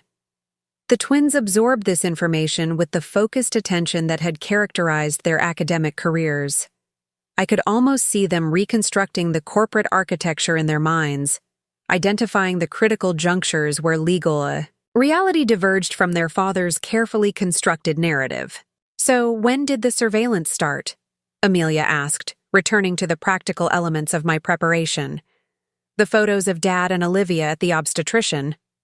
I engaged Kimball Security Consultants 3 months ago, I replied, naming the discreet but highly regarded firm that specialized in corporate intelligence rather than matrimonial investigations.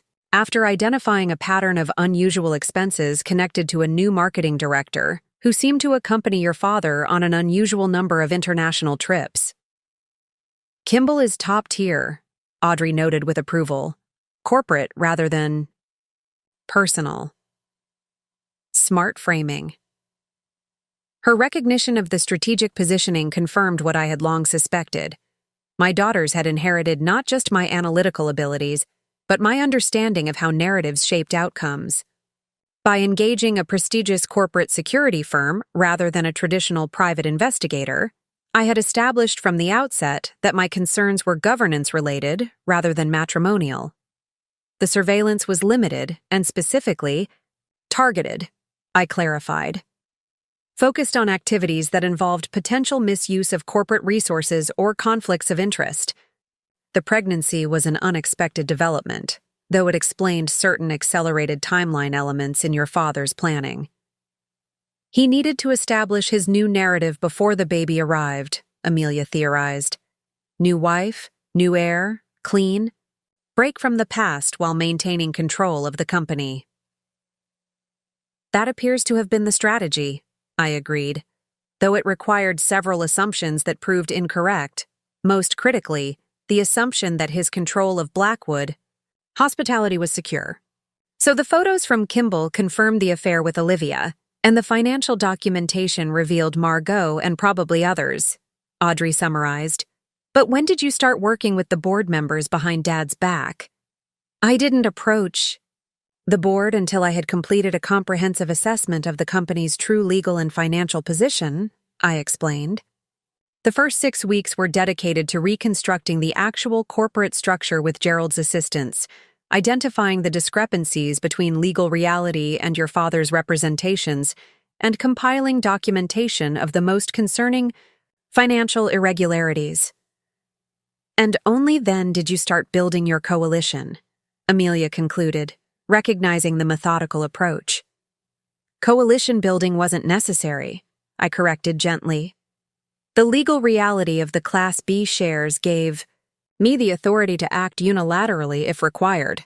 But effective corporate governance isn't about exercising raw power. It's about establishing legitimate authority through proper process. I wanted the transition to be orderly, transparent, and legally unassailable, which meant bringing in key board members, external auditors, and legal counsel, Audrey supplied, connecting the strategic elements. Precisely, I confirmed. The initial conversations with selected board members were framed as governance reviews rather than challenges to leadership. The external audit was positioned as regulatory compliance preparation. Each step was constructed to be defensible, on its own merits, independent of any personal grievances. The perfect corporate takeover disguised as routine governance, Amelia mused, a note of admiration creeping into her voice. Dad never saw it coming because he was looking for emotional reactions rather than strategic positioning. Their understanding of the sophisticated interplay between personal and professional elements in my approach confirmed what I had always known about my daughters. They possessed not just intelligence, but wisdom beyond their years. The legacy of the Blackwood Empire would be secure in their hands, regardless of what transpired with their father or his unborn son. Your grandfather would be proud of your insights, I told them softly. He built this company on the principle that long-term success requires both strategic vision and ethical foundation, elements your father increasingly sacrificed in pursuit of short-term gains and personal gratification. If you're still with me on this journey through what might be the most dramatic Thanksgiving dinner in Blackwood family history, I want to take a moment to thank you. Sharing this story isn't easy, but your support means everything as I navigate this new chapter of my life. I've received thousands of messages from women who've faced similar betrayals, perhaps not with the same high financial stakes, but with the same fundamental breach of trust that shakes you to your core. The moment you realize that the narrative you've accepted about your relationship has been carefully constructed to keep you in a role that serves someone else's interests. Many of you have asked how I maintained such composure throughout this confrontation. The truth is, preparation isn't just about gathering evidence or securing legal positions. It's about emotional readiness. By the time James walked into that dining room with Olivia, I had already processed my grief for the marriage I had already accepted that the partnership I believed in existed only in my imagination. If you're currently struggling with betrayal or deception in your own life, remember that your response doesn't need to be immediate. Strategic patience isn't weakness, it's wisdom. Take the time to understand your true position, to gather your resources, and to plan your path forward with clarity rather than clouded by emotion. Hit subscribe if you'd like to follow my journey as I transition from being Mrs. Blackwood to becoming the woman I was always meant to be. Not defined by my marriage, but by my vision, my values, and my ability to build something meaningful that will outlast any personal betrayal. Tomorrow I'll be sharing the specific financial protection strategies that saved me from being vulnerable when my marriage collapsed. Tactics any woman can implement regardless of her current financial situation. Knowledge is power, and I want every one of you to be as empowered as possible. Now, let's return to the Goldcrest dining room, where the family was about to reconvene after a brief but consequential intermission. When the family returned to the dining room, the energy had shifted noticeably. Olivia's earlier poise had crumbled entirely, her makeup slightly smudged despite obvious attempts to repair it. James's controlled anger had transformed into something more desperate, the look of a man watching his carefully constructed world disintegrate and frantically searching for structural supports that no longer existed. Thomas and Vivian resumed their seats with the careful neutrality of those who recognize they're witnessing a historic family shift but remain uncertain of their place within the new order. Eleanor, by contrast, carried herself with the quiet confidence of someone whose long-held private assessments had finally been validated publicly. "I hope everyone is feeling somewhat refreshed," I offered as the staff subtly readjusted place, settings and topped-off water glasses. "Perhaps we should move our discussion toward practical next steps." James remained standing, his hands gripping the back of his chair with enough force to whiten his knuckles. "Before we continue this ambush," he began, his voice tight with barely contained fury, "I'd like to understand exactly what you hope to accomplish, Victoria. What is your endgame here?" The question revealed how fundamentally he had misunderstood both my motivations and my strategy.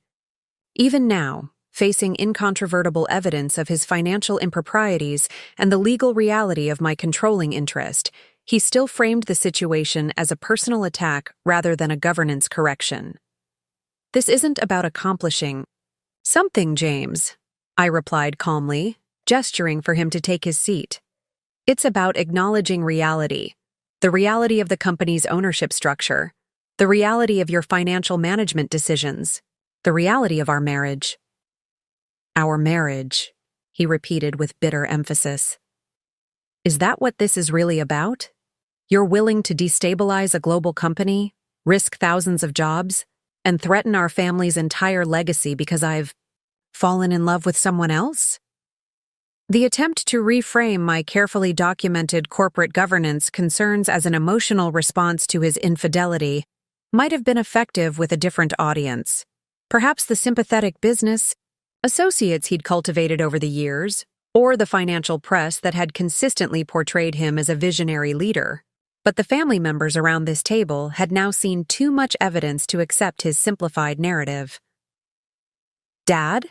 Audrey interjected, her voice carrying the precision of someone choosing her words with extreme care. "The documentation Mom has shared indicates systematic financial irregularities that long predate your relationship with Olivia. This isn't about your personal choices. It's about corporate governance." James shot his daughter a look of betrayal, clearly unprepared for her to align with my perspective. "You don't understand the complexities of running a global hospitality enterprise," he dismissed. "Creative accounting strategies are sometimes necessary for operational flexibility." "Creative accounting is a concerning euphemism," Thomas observed mildly, surprising everyone with his willingness to challenge his brother directly. particularly for a publicly traded company subject to SEC oversight. The unexpected pushback from both his daughter and his brother seemed to momentarily disarm James. He sank into his chair with uncharacteristic heaviness, as though the weight of his precarious position had suddenly become physical. "The SEC has nothing to do with this," he insisted, though with noticeably less conviction. "These are internal matters that should be addressed through proper channels, not at a family dinner." "I agree completely about proper channels," I replied, seizing the opening he had provided. "Which is why the comprehensive financial audit results will be presented to the full board on Monday morning, with representatives from the SEC's Enforcement Division in attendance as observers." The color drained from James's face for the second time that evening.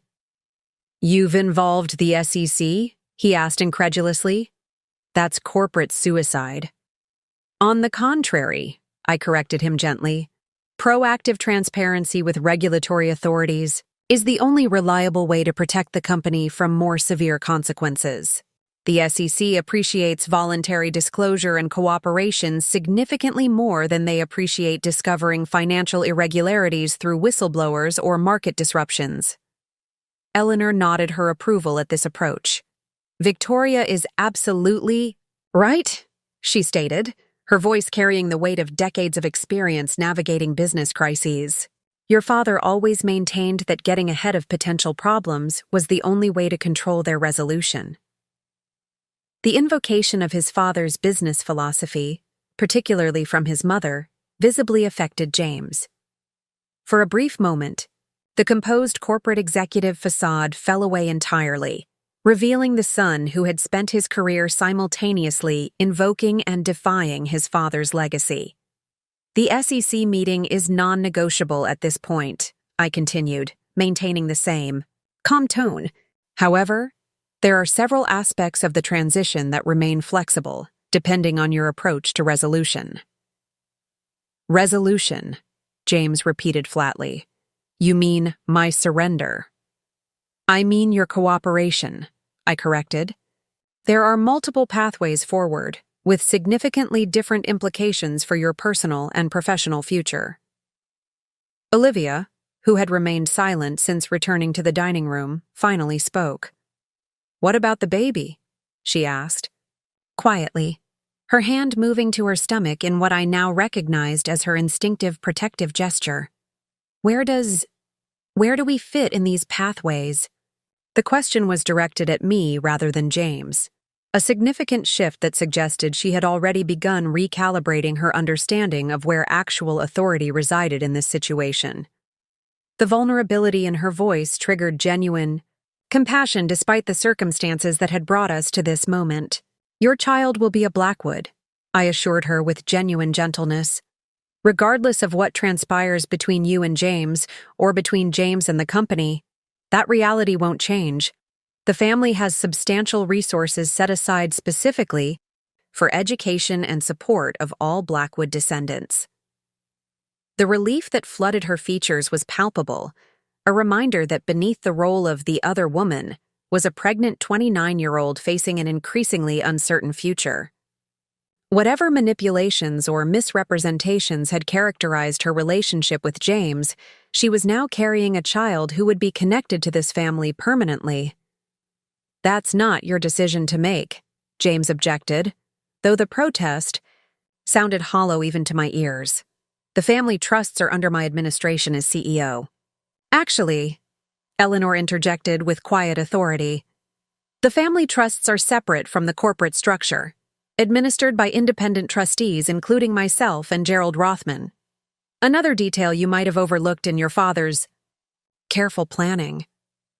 This revelation, that even the family's personal financial resources weren't under James's unilateral control, seemed to land as yet another blow to his rapidly diminishing authority.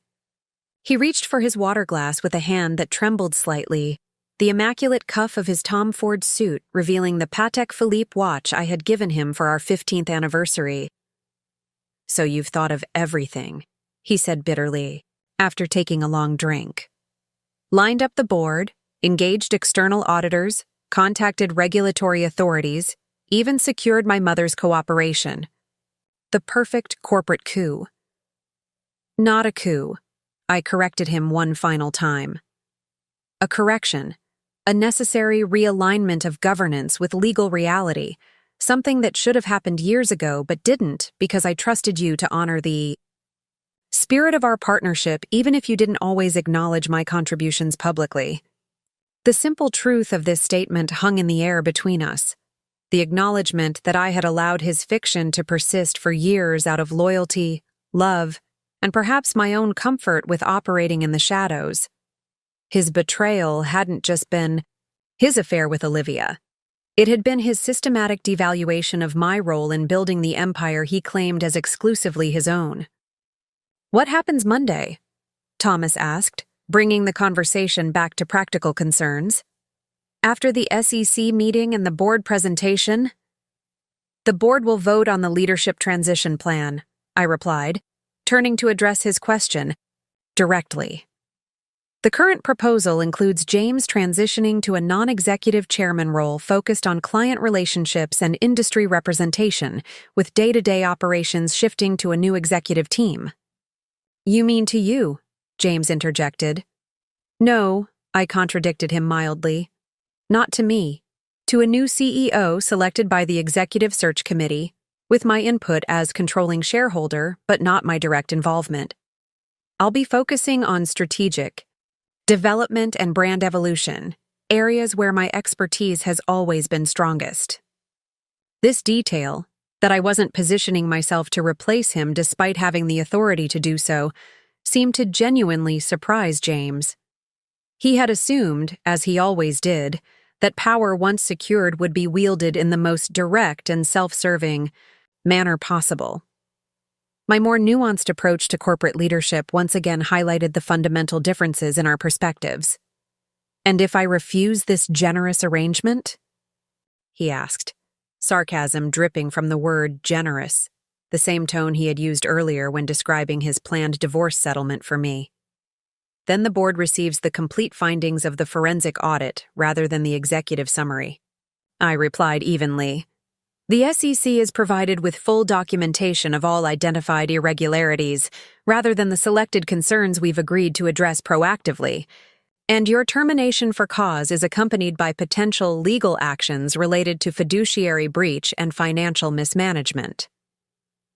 The clinical precision of these potential consequences, delivered without anger or triumph, seemed to finally penetrate James's defensive shell.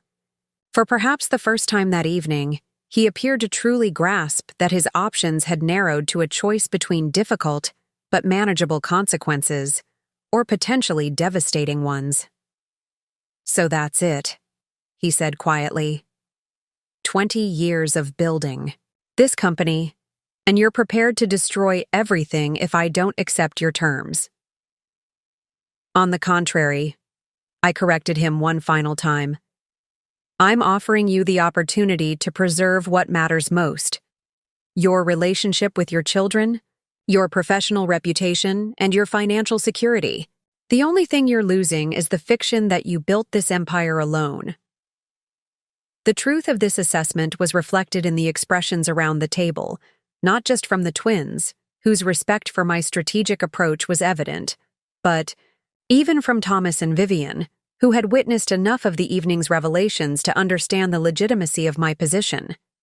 Only Olivia seemed uncertain, still processing the implications for her own future and that of her unborn child.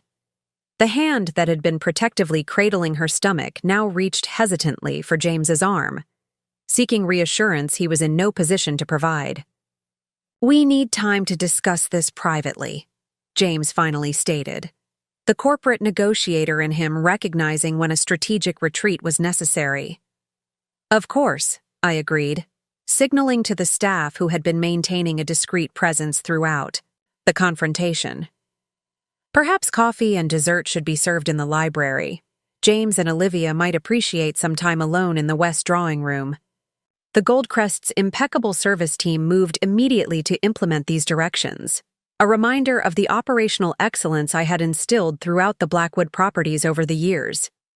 Excellence that would continue under new, leadership, preserved and enhanced rather than compromised by the financial shortcuts James had increasingly employed. As the family prepared to move to the library for the traditional Thanksgiving dessert course, I remained seated for a moment, allowing myself a brief acknowledgement of what had been accomplished.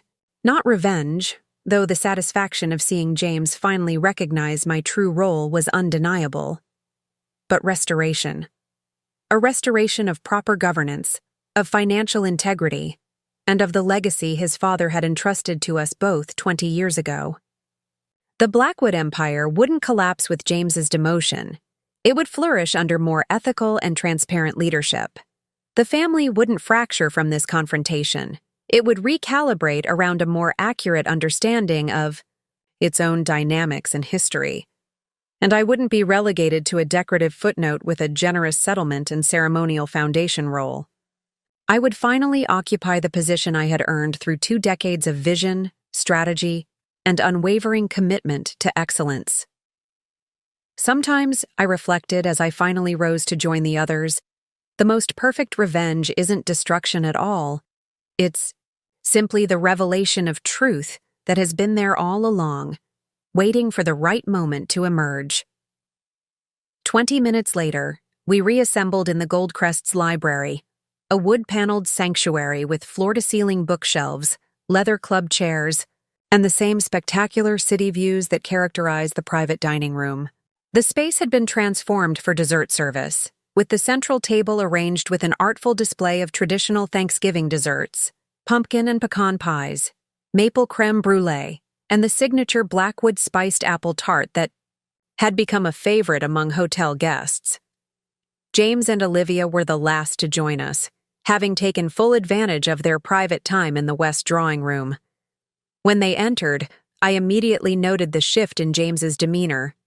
The desperate, cornered energy that had characterized his final moments in the dining room had been replaced by something more composed, more calculated.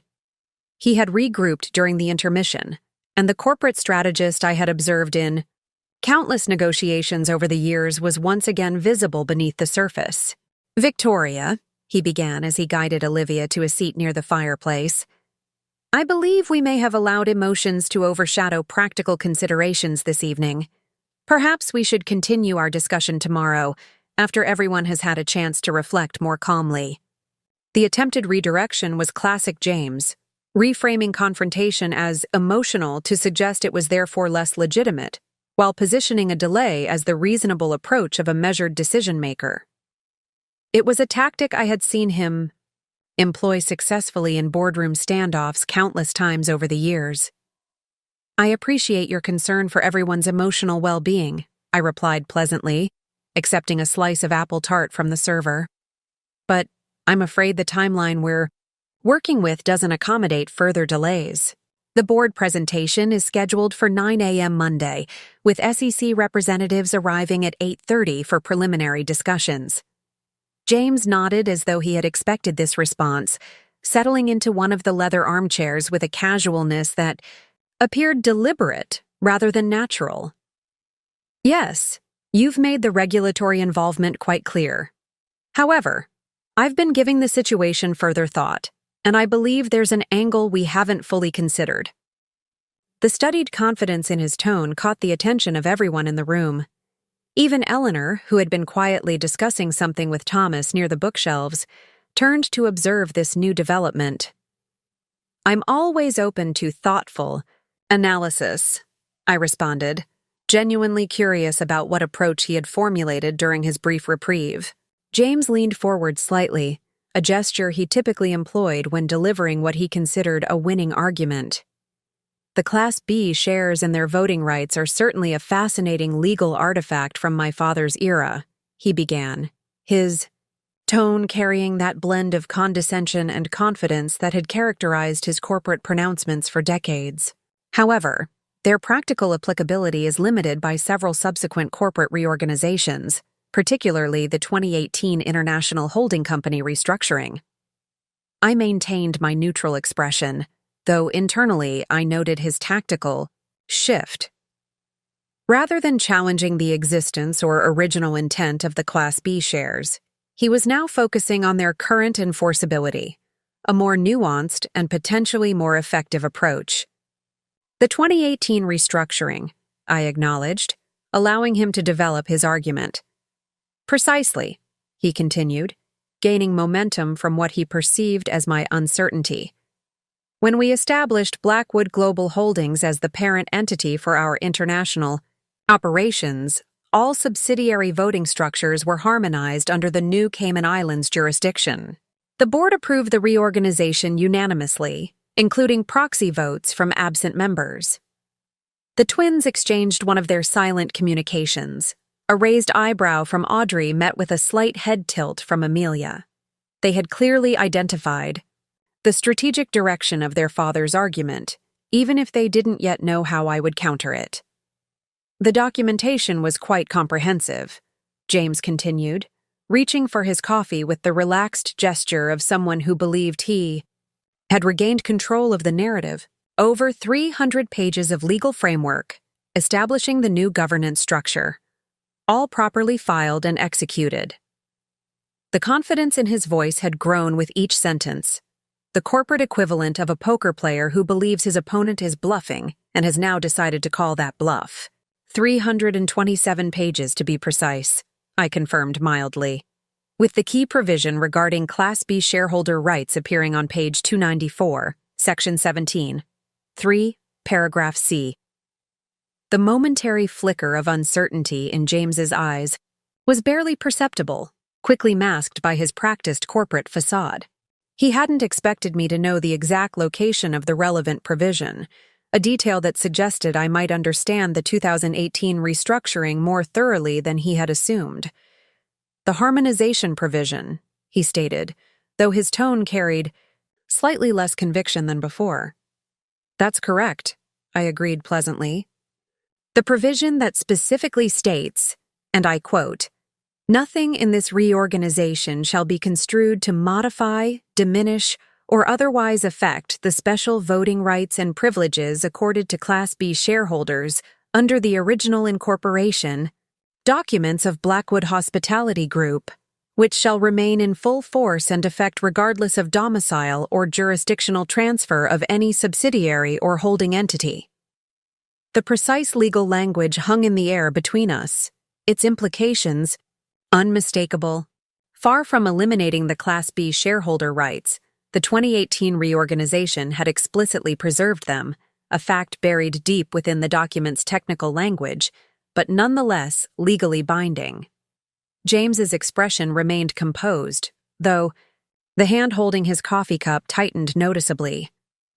"That's one interpretation of a highly technical provision," he countered. "Matthews has a different reading of the legal implications." "I'm sure he does," I acknowledged. However, Gerald Rothman consulted with 3 independent corporate governance specialists, including Judge Carlton's former clerk, who all confirmed the preservation of Class B rights. Their formal opinions are included in the board presentation, materials for Monday. The mention of multiple expert opinions, particularly one connected to the notoriously strict corporate governance judge, visibly impacted James's confidence. He set down his coffee cup with careful precision, the gesture of a man recalculating his position. Legal technicalities aside, he pivoted smoothly, the practical reality remains unchanged. I am the public face of Blackwood Hospitality Group. I have the relationships with partners, investors, and governmental authorities that are essential to our operation. Any attempt to abruptly change leadership would create market instability that would damage all our interests. It was his second attempt at this particular argument, an appeal to practical business considerations rather than legal technicalities. The approach revealed his assessment that he couldn't win on legal grounds, but might still maintain his position through appeals to operational necessity. The market impact of leadership transitions is certainly a legitimate concern, I agreed, allowing him this point, which is why the transition plan includes a 6-month period, during which you would remain as non-executive chairman, maintaining key relationship continuity while the new executive team establishes operational control. The The revelation that I had already accounted for this concern and incorporated a solution into the transition plan seemed to momentarily stall his momentum. He reached for his water glass, using the moment to recalibrate his approach. The board may have concerns about the timing, he suggested, attempting a new angle. Q1 is our strongest booking period for the European properties, and the Singapore expansion is at a critical phase. Disrupting leadership during these key initiatives carries significant risks. The board has already reviewed the timing considerations, I informed him. In fact, they specifically recommended accelerating the transition to complete the most disruptive elements during Q4, before the peak booking season begins. CFO Harrison provided a detailed risk assessment that supported this timeline. Each countermove seemed to further erode James's confidence, though his expression remained carefully neutral. Olivia watched this exchange with increasing concern, her earlier emotional distress now giving way to practical anxiety about their future. "Let's set aside governance issues momentarily," James suggested, attempting yet another tactical shift.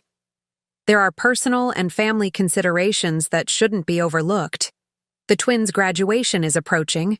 Eleanor's health hasn't been robust this year, and of course there's Olivia's pregnancy to consider." The attempt to leverage family concerns, particularly his mother's health, which had been stable for months after a minor procedure earlier in the year, revealed his growing desperation. He was cycling through tactics, searching for any leverage point that might help him regain control of the situation. "Family considerations are indeed paramount," I agreed, turning slightly to include Eleanor in my response. "Which is why I've been consulting with Eleanor weekly throughout this process, ensuring that any transition plan prioritizes family stability alongside corporate governance." Eleanor nodded her confirmation, effectively neutralizing James's attempt to position himself as the family protector. "Victoria has been exceptionally thoughtful about the personal implications," she stated, firmly. "Far more so than others who have made significant life changes without consulting family members."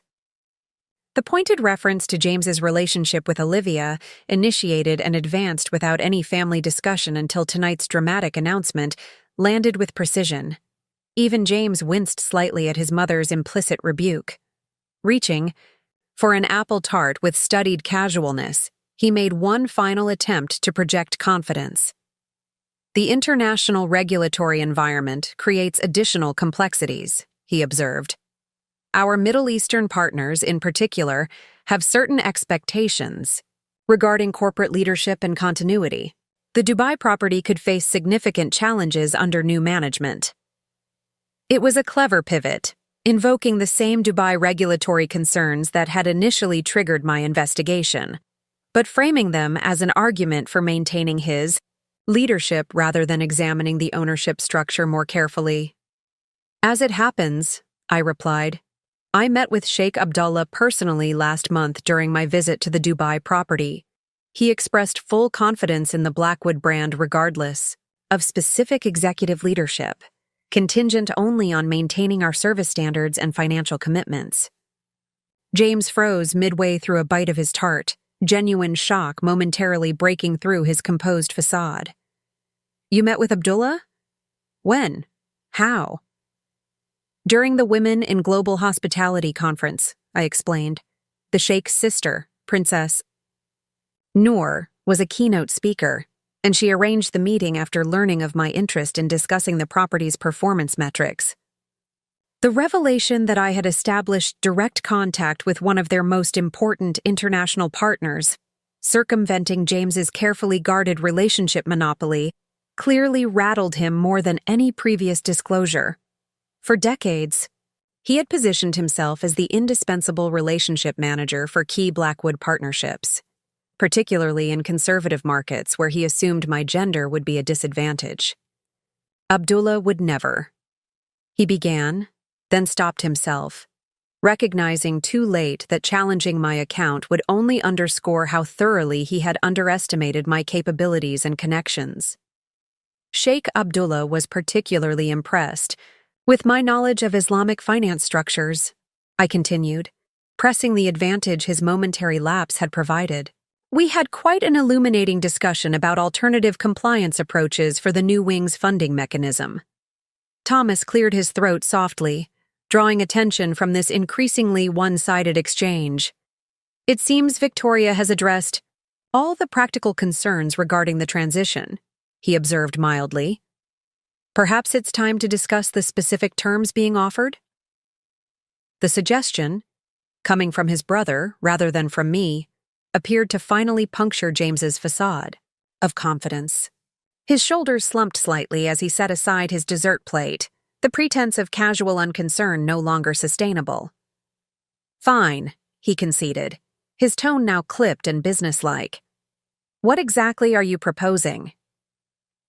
The shift was subtle but unmistakable.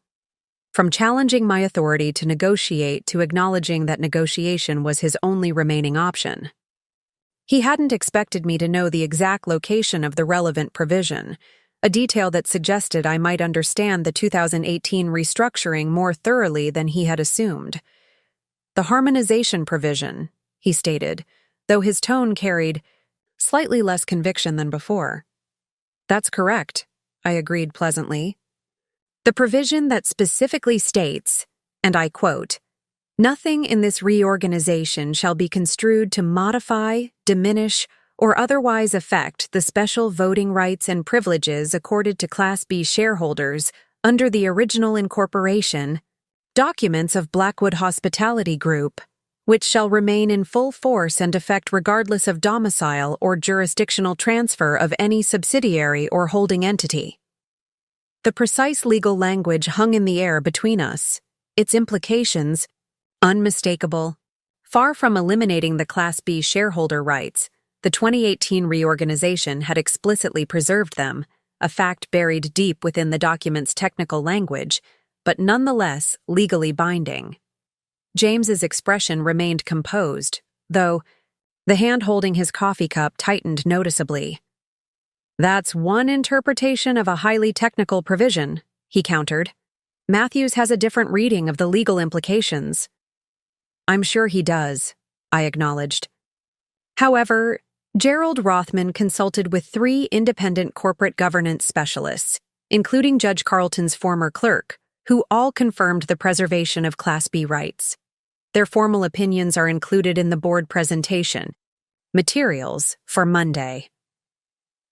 The mention of multiple expert opinions, particularly one connected to the notoriously strict corporate governance judge, visibly impacted James's confidence.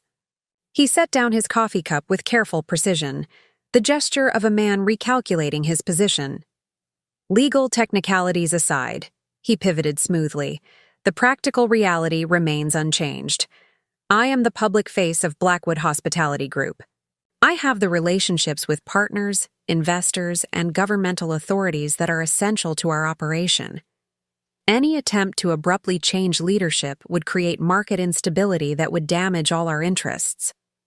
It was his second attempt at this particular argument, an appeal to practical business considerations rather than legal technicalities. The approach revealed his assessment that he couldn't win on legal grounds, but might still maintain his position through appeals to operational necessity. The market impact of leadership transitions is certainly a legitimate concern, I agreed, allowing him this point. Which is why the transition plan includes a 6-month period, during which you would remain as non-executive chairman, maintaining key relationship continuity while the new executive team establishes operational control. The revelation that I had already accounted for this concern and incorporated a solution into the transition plan seemed to momentarily stall his momentum. He reached for his water glass, using the moment to recalibrate his approach. The board may have concerns about the timing, he suggested, attempting a new angle. Q1 is our strongest booking period for the European properties, and the Singapore expansion is at a critical phase. Disrupting leadership during these key initiatives carries significant risks. The board has already reviewed the timing considerations, I informed him. In fact, They specifically recommended accelerating the transition to complete the most disruptive elements during Q4, before the peak booking season begins. CFO Harrison provided a detailed risk assessment that supported this timeline. Each countermove seemed to further erode James's confidence, though his expression remained carefully neutral. Olivia watched this exchange with increasing concern, her earlier emotional distress now giving way to practical anxiety about their future. "Let's set aside governance issues momentarily," James suggested, attempting yet another tactical shift. "There are personal and family considerations that shouldn't be overlooked. The twins' graduation is approaching. Eleanor's health hasn't been robust this year, and of course there's Olivia's pregnancy to consider." The attempt to leverage family concerns, particularly his mother's health, which had been stable for months after a minor procedure earlier in the year, revealed his growing desperation. He was cycling through tactics, searching for any leverage point that might help him regain control of the situation. The false security that had characterized his demeanor since returning from the drawing room had finally given way to grudging acceptance of his vulnerable position. I nodded slightly to Eleanor, who had been my sounding board throughout the development of the transition plan. Her barely perceptible nod in return confirmed her continued support for the approach we had discussed. "The current proposal includes 3 key elements," I began, my tone matter-of-fact rather than triumphant. "First, your transition to non-executive chairman for a 6-month period, focusing on relationship management with key partners and clients. Second, financial restructuring to address the identified irregularities, including restitution of misappropriated funds. And third, a comprehensive succession plan that acknowledges all Blackwood heirs, including your unborn son, while establishing merit-based criteria for future leadership roles." James listened with the focused attention of a negotiator assessing terms, his earlier bravado replaced by pragmatic calculation. "And the financial package?" he asked directly, cutting to the aspect that likely concerned him most immediately. "You retain your ownership stake in the company, though with modified voting rights," I replied. "Your compensation transitions to a chairman's package rather than CEO compensation, approximately 60% of your current total. The family trust distributions remain unchanged, and all legitimate personal assets are unaffected." The terms were deliberately designed to be acceptable if not generous, financially significant but not punitive. My goal had never been to destroy James personally or professionally, but to correct the governance issues that threatened the company's long-term stability while establishing appropriate consequences for his misconduct. "And the alternative?" he asked, though his tone suggested he already anticipated the answer. "Full disclosure to regulatory authorities, termination for cause, potential legal actions for fiduciary breach, and public disclosure of all documented improprieties." I stated simply, "I don't recommend that path, James. It serves neither the company's interests nor the family's." The stark contrast between the two options hung in the air between us, a negotiated transition that preserved dignity and financial security versus a public corporate execution that would destroy both. Even in his current state of diminished leverage, I was offering him a choice that respected his contributions while establishing appropriate accountability. The calculated gamble I had made in Olivia's presence began to pay dividends as she leaned toward James, her hand on his arm and her expression anxious. "James," she said softly, though not softly enough to prevent others from hearing, "we need to think about the baby, about our future." Her concern was genuine and entirely understandable, suddenly facing the prospect of building a life with a partner whose financial and professional standing might be dramatically reduced from what she had anticipated.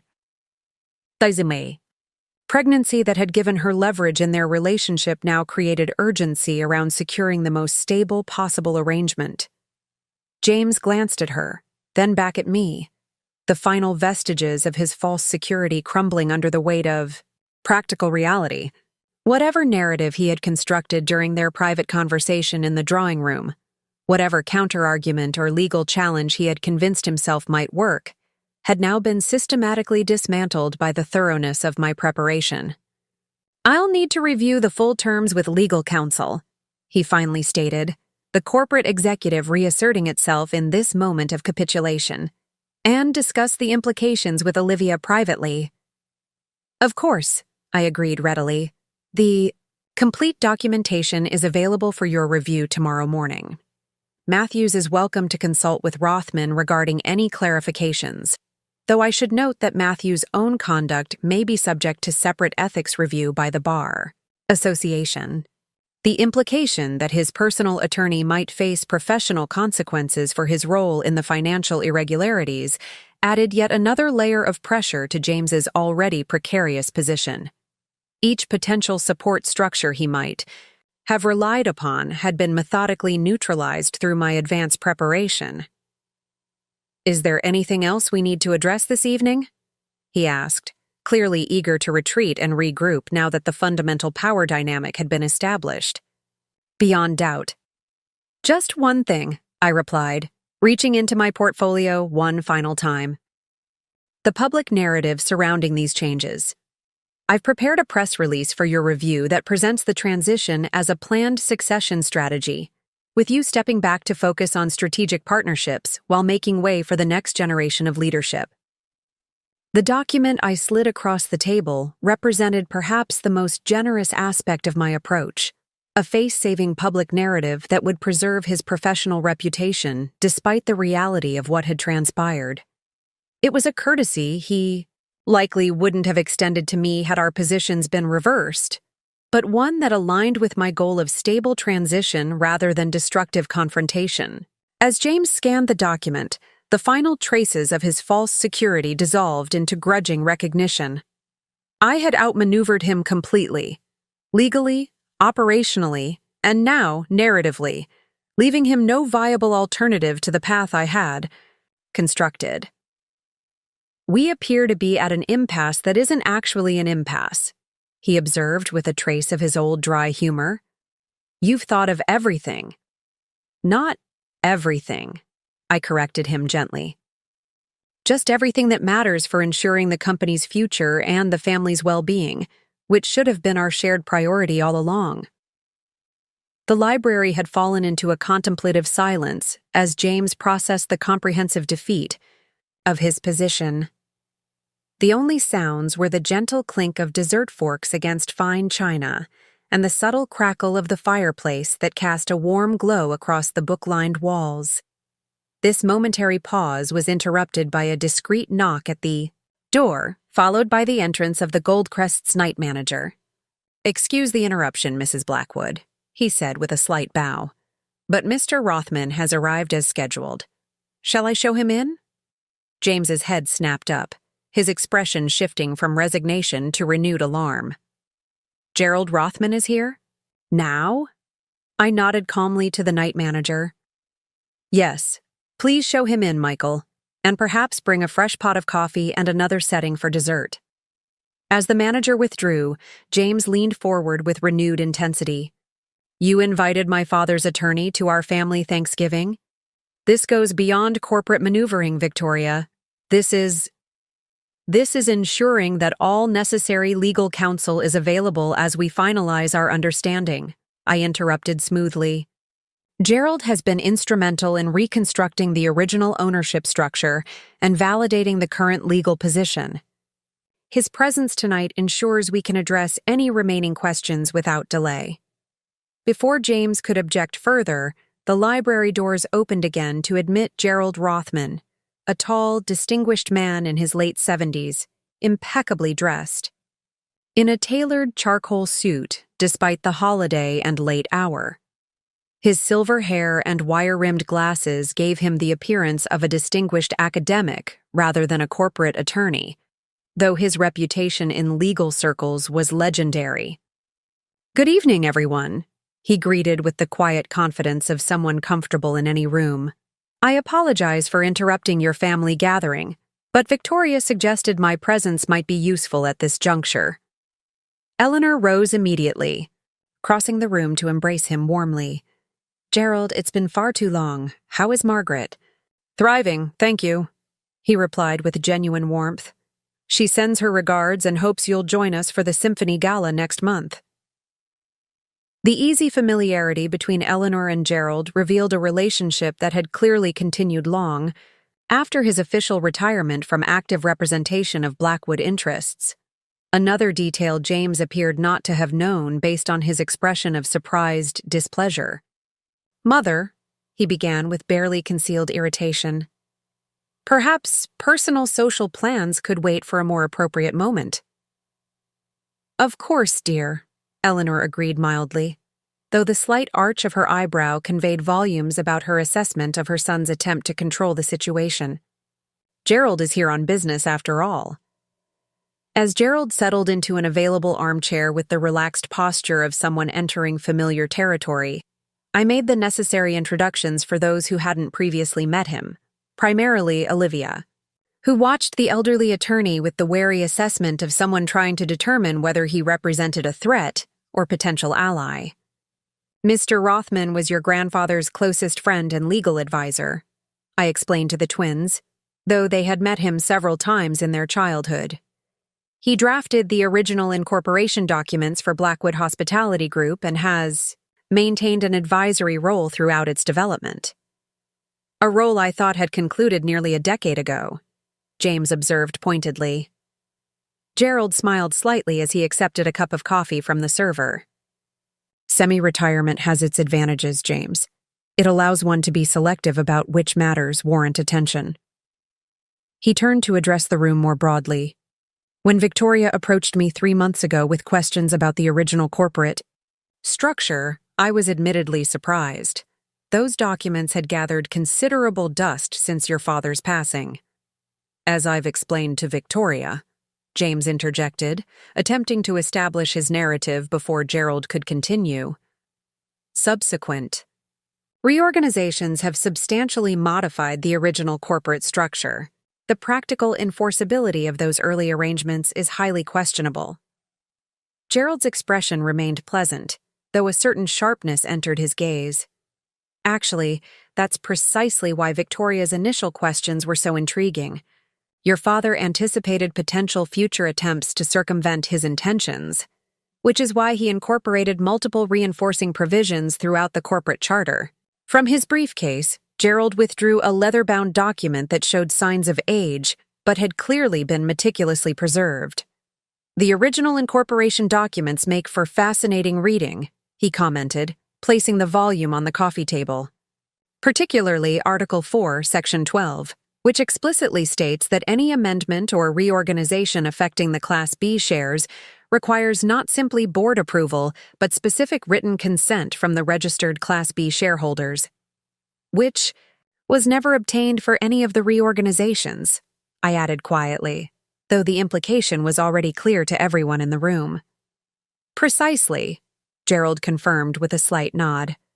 "Neither the 2015 restructuring nor the 2018 International Holding Company reorganization included the required Class B shareholder consent forms, an oversight that renders those changes legally questionable as they pertain to control rights, though operational aspects remain valid." The clinical legal assessment delivered in Gerald's measured tones carried a weight that my earlier assertions had not, the authoritative confirmation from the very attorney who had drafted the original provisions. James's earlier confidence, briefly rekindled during our intermission, visibly deflated under this expert validation of my position. "Even if some technical requirement was overlooked," James attempted, though his argument had lost much of its conviction, "the practical reality of corporate operations for the past 20 years supports my position as controlling executive." "Ah, the doctrine of operational precedent," Gerald acknowledged, his tone suggesting he had anticipated this very argument. "A fascinating area of corporate law, though generally applicable only in cases where ambiguity exists in the underlying documentation." He adjusted his glasses slightly before continuing. "Your father's corporate charter, however, contains no such ambiguity.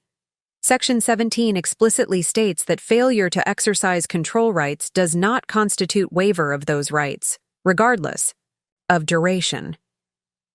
The twins exchanged another of their silent communications, raised eyebrows and subtle nods that conveyed their appreciation for the legal precision being deployed. Both were taking corporate law courses at Princeton, and the IEI real-world application of theoretical principles clearly engaged their intellectual curiosity despite the personal implications. "This is all very technical," James dismissed, his frustration becoming increasingly evident. "The business reality is that I have led this company successfully for 2 decades. My vision and relationships have been instrumental to its growth." "No one is disputing your contributions, James," Gerald replied with diplomatic care. "The question isn't about past performance, but about legal authority moving forward. Victoria has chosen to exercise rights that have been legally hers since your marriage rights. Your father deliberately established as a check on executive power. My father never intended," James began heatedly. "Your father was quite explicit about his intentions," Gerald interrupted, his gentle tone belying the firmness of his contradiction.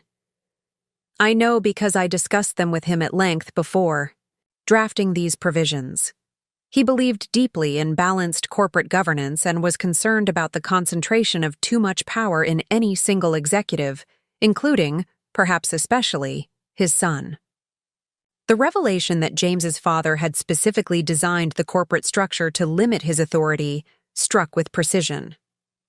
Throughout his career, James had invoked his father's legacy while systematically dismantling the governance structures his father had valued, a contradiction that Gerald's testimony now laid bare. "Gerald was kind enough to share some of his personal notes from those discussions," I added, maintaining the same measured tone that had characterized my approach throughout the evening. "They provide valuable context for understanding your father's vision for the company's governance." From my portfolio, I withdrew several pages of handwritten notes on legal pad paper, clearly dated from more than 20 years earlier. "Gerald has confirmed these as authentic records of his conversations with your father during the development of the corporate charter." James stared at the notes, his father's intentions preserved in faded blue ink, with an expression that suggested he was seeing a ghost. "Those should be privileged communications," he objected weakly. "Attorney-client confidentiality would apply if these were legal advice," Gerald confirmed. "But these particular notes reflect philosophical discussions about corporate governance principles, not protected legal counsel. Moreover, Kevin explicitly authorized me to share his thinking with future leadership should questions arise about the intent behind certain provisions." Eleanor nodded slowly, a soft smile playing at her lips. "That sounds exactly like Kevin," she observed. "He always believed in transparency about intentions, even when the mechanisms might be complex. The invocation of his father's principles from both his mother and his father's trusted advisor created a pincer movement that James appeared unable to counter. Whatever narrative he had constructed about his father's intentions for the company now faced authoritative contradiction from the two people who had known Kevin Blackwood's thinking best. More importantly," Gerald continued, returning to the practical present, "these historical perspectives inform but don't determine our current situation. The legal reality remains straightforward. Victoria controls the majority of Class B shares. Those shares carry specific governance rights under the corporate charter, and those rights were never validly modified by subsequent reorganizations. The clinical assessment, delivered with the dispassionate precision of an experienced corporate attorney, effectively ended any remaining legal debate. Gerald hadn't simply validated my position. He had closed the door on virtually every potential challenge James might have raised. "So, we're back to Victoria's terms," James concluded flatly. "I prefer to think of them as collaborative solutions," Gerald corrected gently. "Victoria has been exceptionally thoughtful about balancing corporate governance requirements with family considerations and your professional standing." Turning to address me directly, Gerald's expression softened slightly. "I've reviewed the proposed transition plan, and I must say Kevin would have been proud of your approach. It prioritizes company, stability, and ethical governance while acknowledging the contributions of all parties. Quite impressive. The validation from Gerald, not just of my legal position, but of my ethical approach to resolving the situation, carried special weight given his decades-long relationship with the Blackwood family. His approval represented a bridge between past and present, a connection to James's father that implicitly suggested my actions aligned with the original Blackwood vision. Gerald has agreed to serve as interim counsel during the transition, I explained, addressing the family broadly. His institutional knowledge and historical perspective will be invaluable in ensuring continuity while we implement the necessary governance corrections. And what about Matthews? James asked, referring to his personal attorney who had facilitated many of the problematic reorganizations. Gerald cleared his throat delicately. I've had a collegial conversation with Robert Matthews regarding his role in the 2015 and 2018 reorganizations, he replied with careful diplomacy. He has agreed that recusing himself from further Blackwood matters would be appropriate given the circumstances. The implication was clear, though tactfully presented. Matthews had recognized his professional vulnerability in having facilitated potentially improper corporate restructuring and had chosen to withdraw rather than face potential ethics complaints.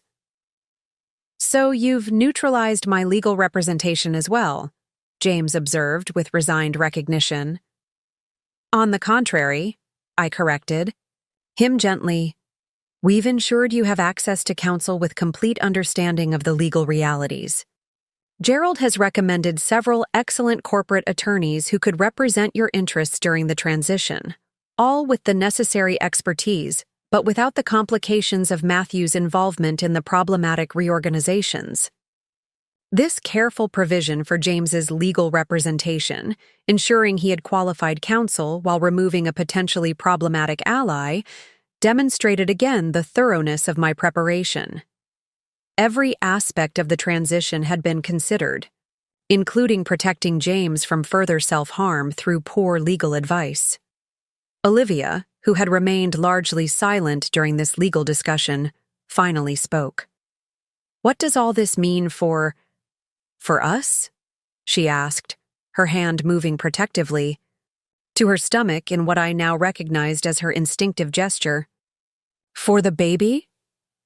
Gerald turned to her with grandfatherly kindness, his expression softening. The family provisions Victoria has outlined are quite generous and entirely secure, he assured her. The Blackwood Family Trust has specific allocations for all descendants, regardless of circumstances. Your child's educational and financial security is protected independently from any corporate governance matters. The relief that washed over Olivia's features was palpable. Another reminder that beneath the role of the other woman was a young mother-to-be concerned about her child's future. Whatever calculations had led her into a relationship with her married boss, she now faced a dramatically different future than she had likely anticipated when James brought her to Thanksgiving dinner. Additionally, I added, maintaining the same composed tone that had characterized my approach throughout the evening, I've asked Gerald to draft a separate educational trust for your child, equivalent to what we established for the twins when they were born. Some things transcend personal circumstances. This announcement, that I was personally ensuring financial provision for the child of my husband's affair, clearly surprised everyone in the room, including Gerald, who had not been privy to this particular decision. The gesture wasn't motivated by magnanimity so much as principle. The child would be a Blackwood, regardless of the circumstances of conception, and deserved the same advantages my daughters had received. Eleanor's expression of quiet approval confirmed that she understood and supported this approach, maintaining the family's values even in the midst of painful personal betrayal. The Blackwood legacy had always been about more than money or power. It encompassed a certain standard of conduct that survived even the most difficult circumstances. Thank you, Olivia managed, clearly struggling to process this. Unexpected generosity from the woman her relationship had wounded. Family transcends individual mistakes, I replied simply, though my gaze shifted meaningfully to James as I spoke. The implication was clear. While his actions had violated both personal and professional trust, they would not be allowed to harm innocent parties, including his unborn child. Gerald nodded slightly, a gesture of approval that seemed to embrace both the specific provision and the principled approach it represented. In that moment, he was not just a legal advisor, but a living connection to the values that had shaped the Blackwood legacy from its beginning, values that would guide its future under new leadership.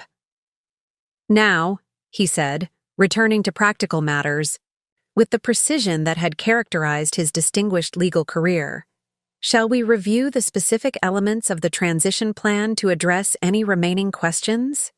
As Gerald withdrew additional documents from his briefcase, the dynamic in the room shifted subtly but significantly. His presence had transformed what might have been dismissed as a marital dispute with corporate overtones into a formal business reorganization with clear legal parameters. The strategic introduction of this powerful ally had effectively closed the door on James's remaining options for resistance. The Blackwood Empire was changing hands, not through emotional confrontation, but through methodical legal process, exactly as the corporate charter had intended from the beginning. As Gerald reviewed the transition plan documents with meticulous attention to detail, I observed the subtle but unmistakable transformation occurring around the library's central table. The family dynamics that had remained relatively stable for 2 decades were realigning before my eyes, like tectonic plates shifting after a long period of mounting pressure. Thomas, who had traditionally deferred to his older brother in all business matters, now directed his questions primarily to Gerald and me. The twins, who had grown up viewing their father as the unquestioned authority on corporate matters, listened with focused attention to my explanations of strategic considerations. Even Eleanor, who had maintained a carefully balanced position between her sons throughout their adult lives, now oriented herself physically toward my end of the table, a subtle but significant repositioning. Only James seemed not to have fully processed the new reality, continuing to interject with suggestions and amendments as though he retained final authority over the decisions being made. The transition timeline needs to account for the Macau property opening, he insisted, tapping the document Gerald had just reviewed.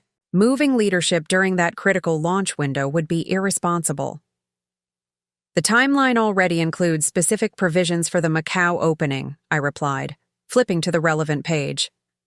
Page 17 details the project management continuity plan, with Zhao remaining as opening director through the first quarter, regardless of broader leadership changes. Gerald nodded approvingly. Victoria has been extremely thorough in addressing operational continuity.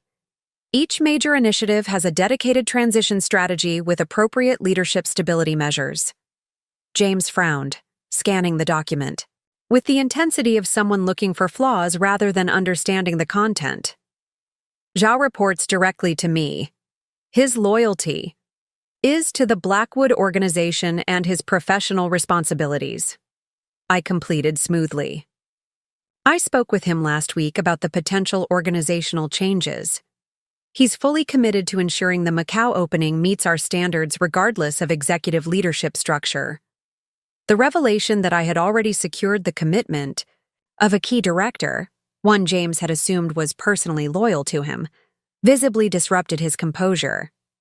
This wasn't the first such revelation of the evening, but it represented another critical support structure he had taken for granted, now proving to be independent of his personal authority. You spoke with my direct reports without my knowledge?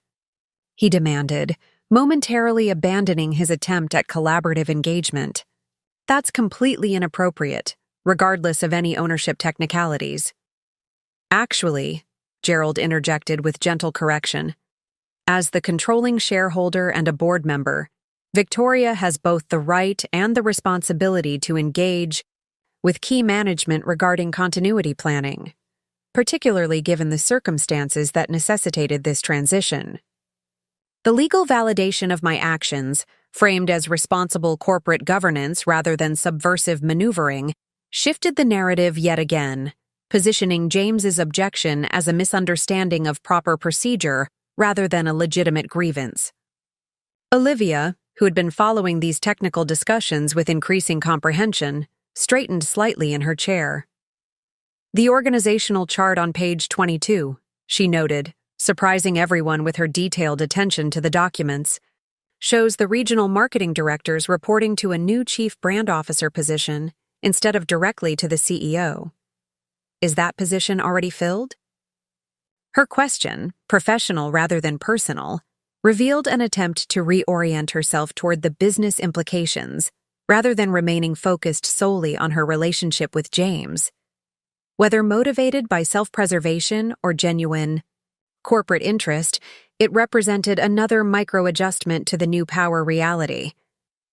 "The position hasn't been filled," I confirmed, acknowledging her question with professional courtesy. "The transition committee will begin interviews next month with the goal of having someone in place by February." "That seems ambitious for such a critical role," she observed, her marketing expertise momentarily overriding her personal circumstances, especially with the Singapore expansion launching its second phase in March. I nodded, appreciating the legitimate professional concern despite the complicated personal context. "You raise a valid point. The timeline is aggressive precisely because of the Singapore considerations. We're prioritizing candidates with APAC luxury hospitality experience to minimize the learning curve." This brief exchange, two professional women discussing legitimate business considerations despite the extraordinary personal circumstances, seemed to crystallize the shifting dynamic for everyone present. It wasn't just that control was changing hands. It was that the entire framework of interaction was being reconstituted around new centers of authority and expertise. James watched this exchange with an expression of confused displeasure, clearly unsettled by Olivia's engagement with the transition plan on professional rather than personal terms. It suggested a dimension to her that perhaps he hadn't fully appreciated, or worse, had deliberately overlooked in favor of her youth and attractiveness. "Perhaps we should focus on the most immediate priorities," Gerald suggested, sensing the tension and redirecting the conversation. "The board presentation on Monday requires several decisions tonight, particularly regarding the initial announcement strategy." I nodded agreement, turning to a tabbed section of the transition documents. "The communications plan offers 3 options for the public narrative," I explained, addressing the entire family rather than just James. "Each preserves the essential corporate stability messaging while differing in how they characterize the leadership change. The deliberate inclusion of the whole family in this discussion, rather than negotiating privately with James, represented another significant power shift. Corporate communications had always been James's exclusive domain, with family members expected to simply follow the approved messaging without input into its development. Option 1 positions this as a long-planned succession strategy, I continued, outlining the approaches Gerald and I had developed. Option 2 emphasizes governance modernization and board-led restructuring. Option 3 focuses on strategic realignment for the next phase of global expansion. All 3 maintain appropriate market confidence while being technically accurate, Gerald added.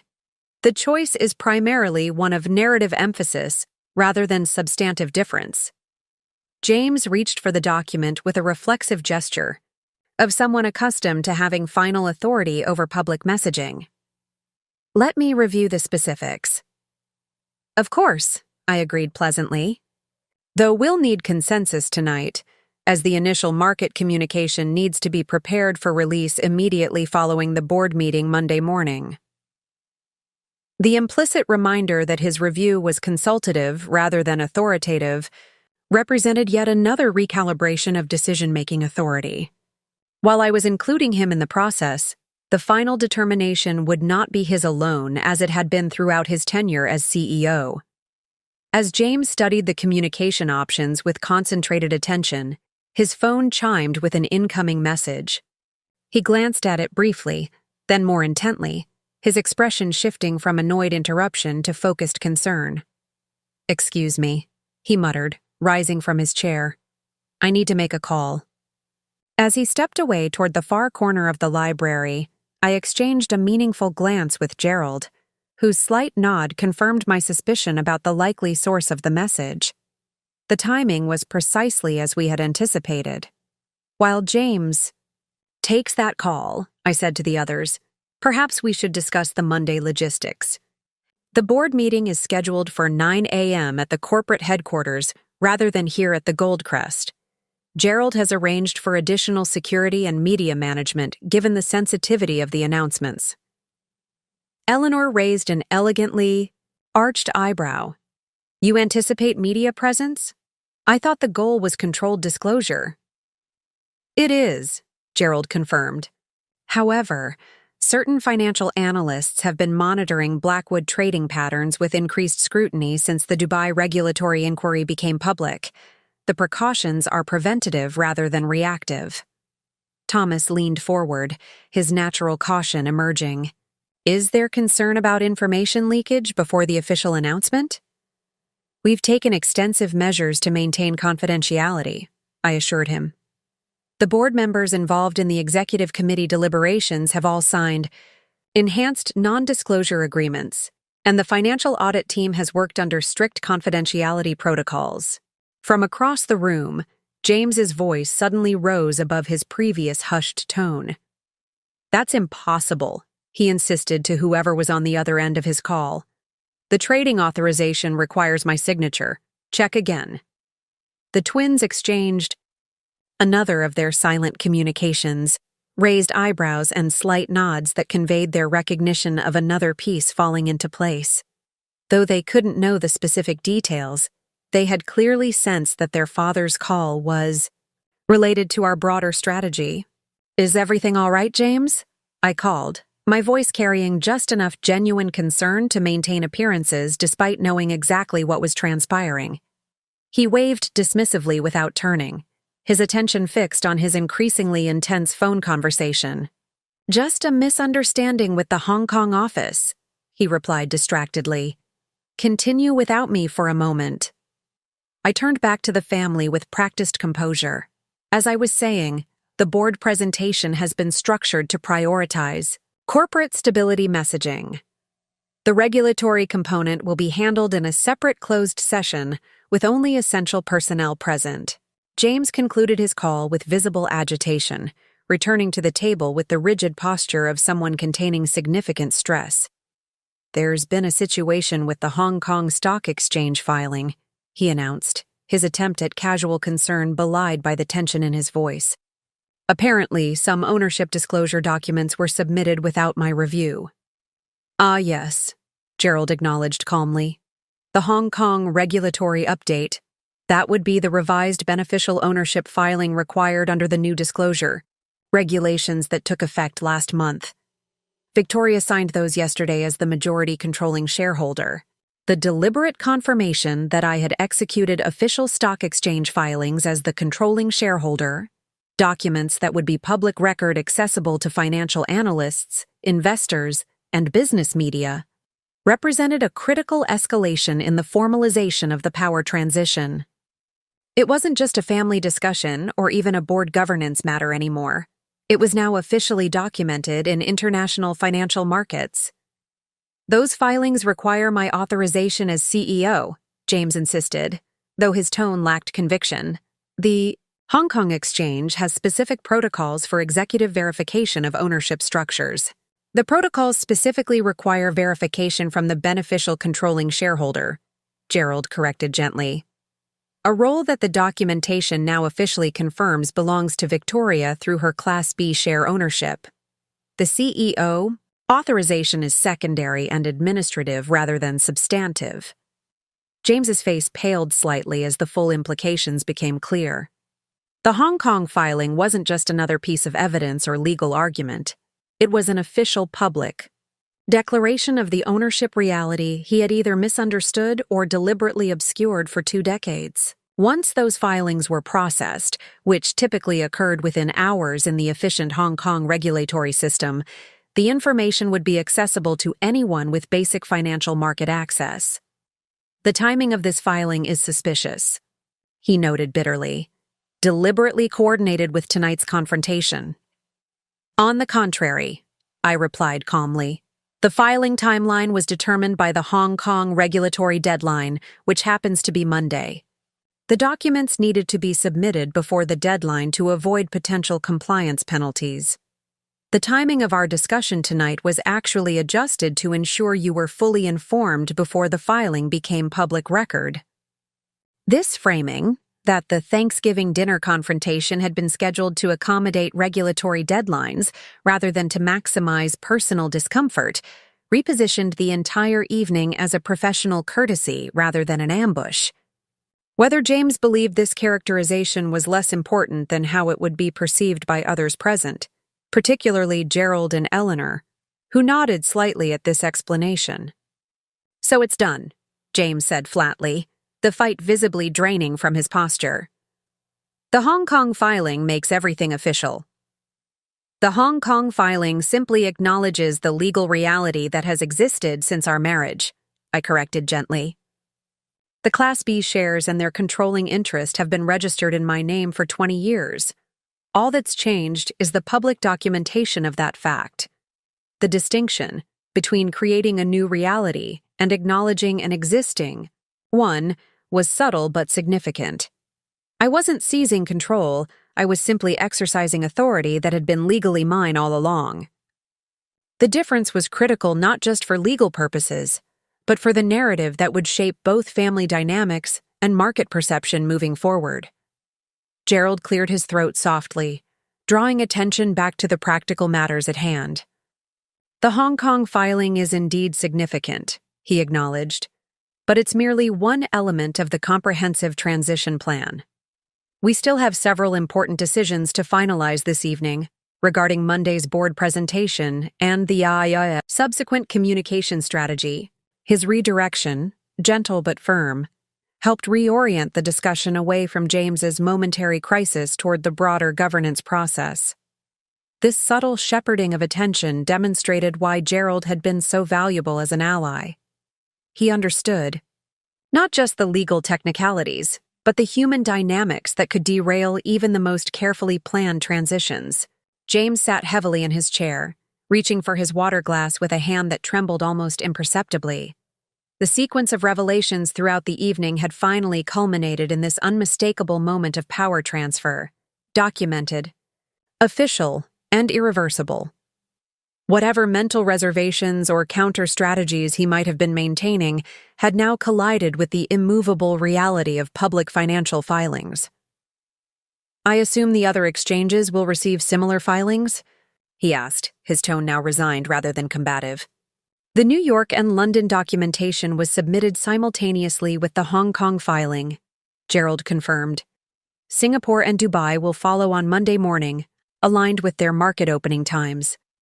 The comprehensive nature of the disclosure strategy, coordinated across all major financial markets where Blackwood Hospitality Group maintained listings, underscored the thoroughness of our preparation. There would be no jurisdictional loopholes or regulatory gray areas for James to exploit. The ownership reality would be consistently documented across all relevant financial authorities. Eleanor watched this exchange with the experienced eye of someone who had witnessed multiple corporate transitions throughout her decades as the Blackwood matriarch. It seems the practical matters are well in hand, she observed, her gaze moving between James and me.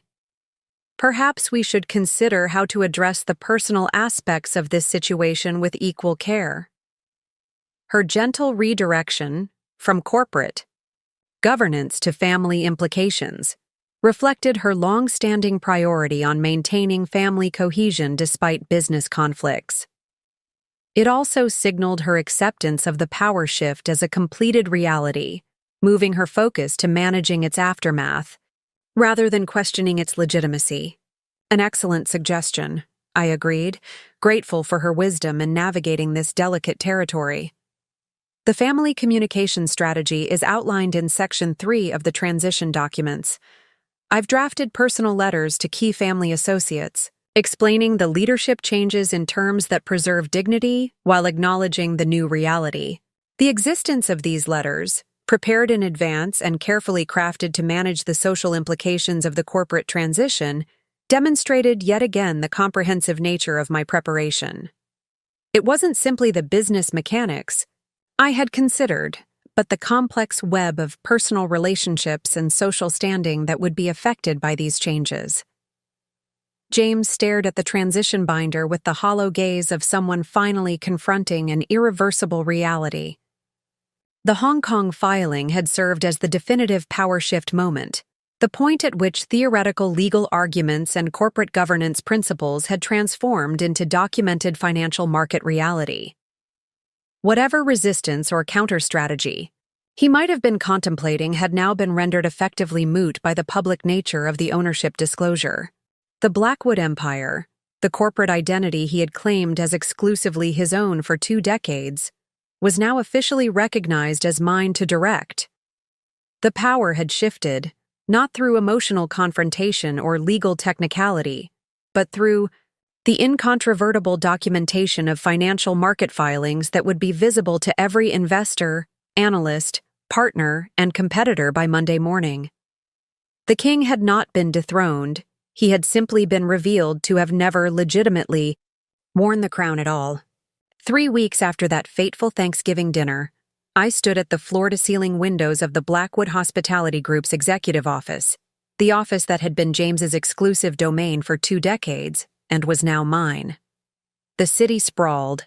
Below, dusted with the first snow of December, holiday lights beginning to twinkle against the early winter dusk. The transition had proceeded with surprising smoothness, a testament to the thoroughness of my preparation and the fundamental resilience of the organization James and I had built together. The board meeting that Monday had unfolded exactly as planned.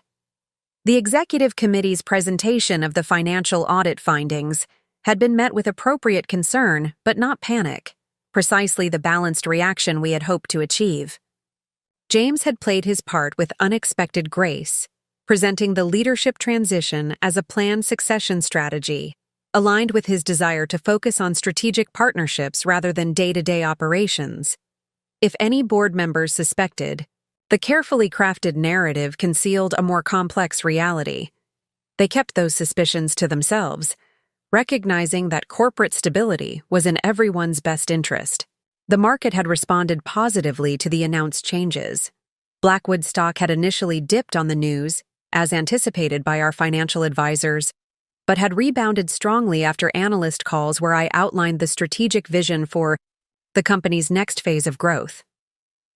By the end of the week, share prices had stabilized at levels slightly above pre-announcement values, a remarkable achievement given the significance of the leadership changes. Behind me, the door opened quietly, and Eleanor entered, elegant as always in a tailored wool suit that complemented the winter landscape outside. Since the transition, she had become a more frequent visitor to headquarters, her institutional knowledge and social connections proving invaluable as we navigated the complex web of relationships that underpinned the Blackwood business world. The Tokyo Partnership Agreement arrived, she announced, placing a leather portfolio on the desk. James's desk once, now mine. Though I'd already commissioned a replacement better suited to my proportions and preferences. Signed by Nakamura himself, with a personal note expressing his confidence in your leadership. I smiled slightly, appreciating the significance of this endorsement.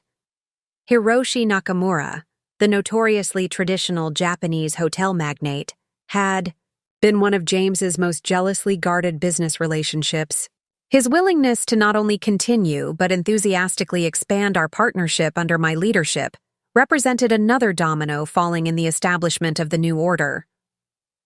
I understand James met with Sheikh Abdullah in Dubai yesterday, I noted, turning from the window to face Eleanor directly.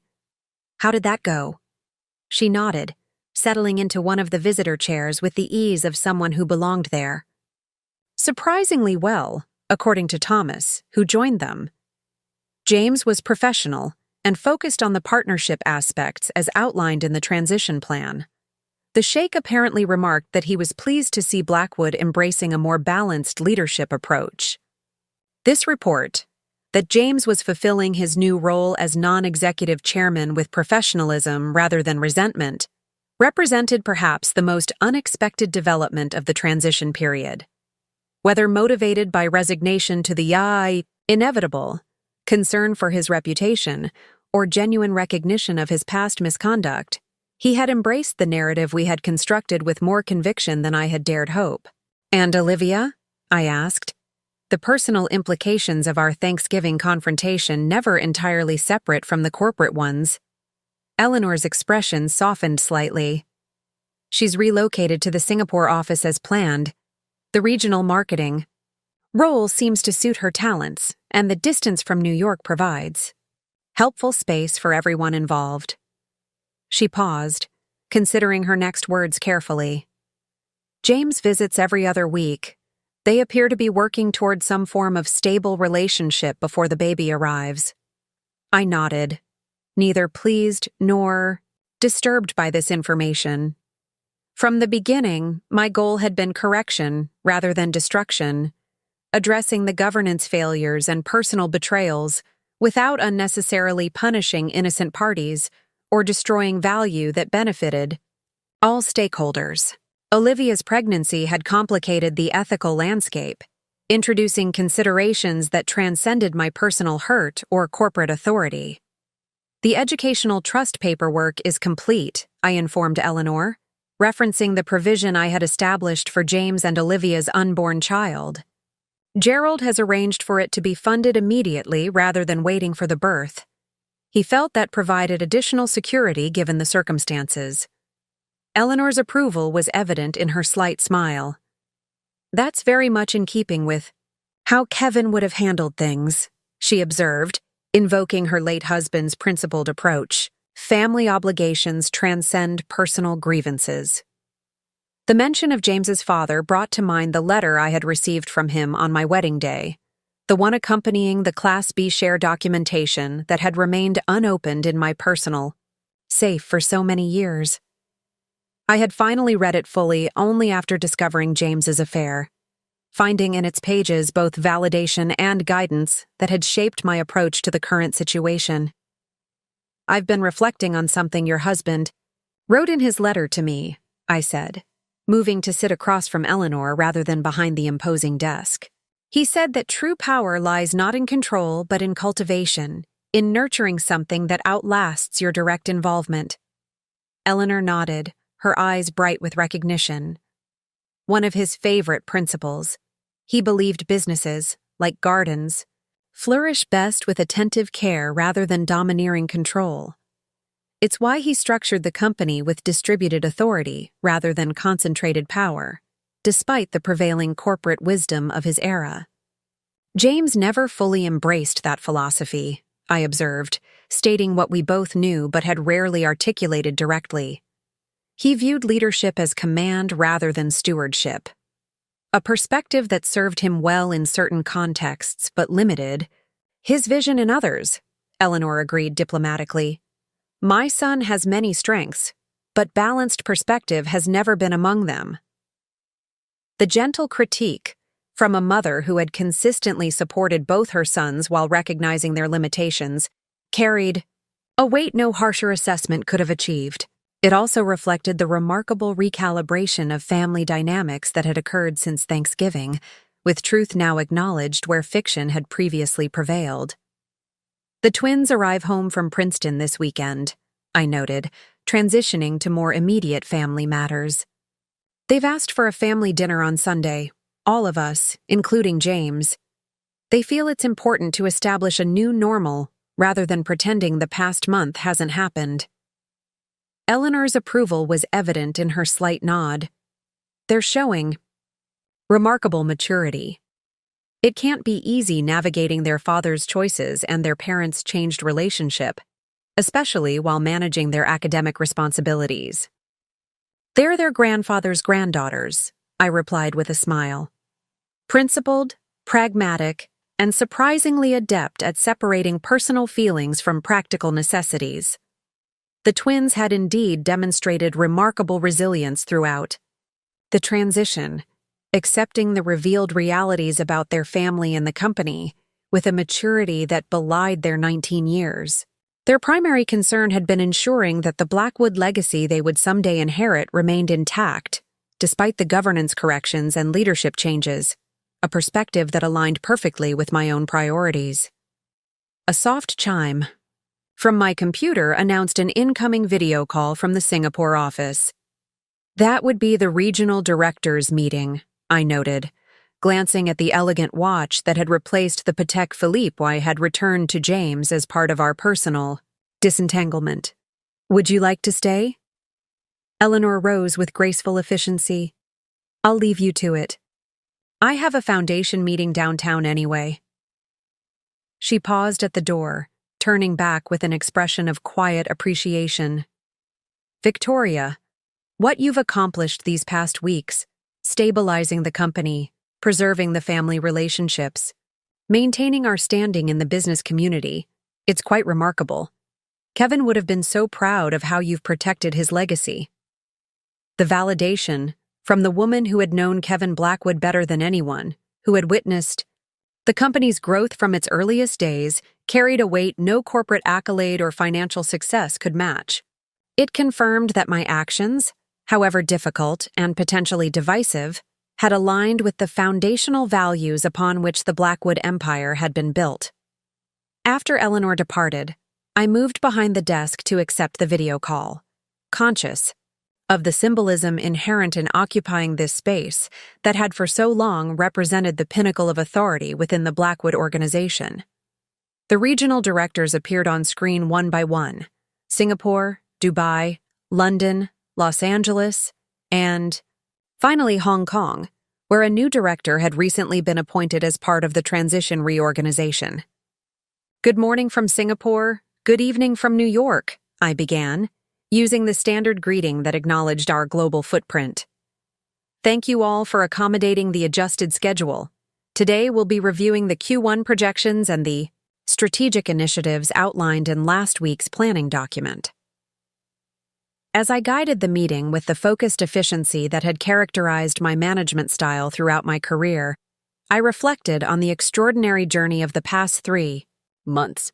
When I had received those first surveillance photos of James and Olivia entering the obstetrician's office, my initial reaction had been deeply personal: hurt, betrayal, anger at the deception that had apparently been unfolding behind my back.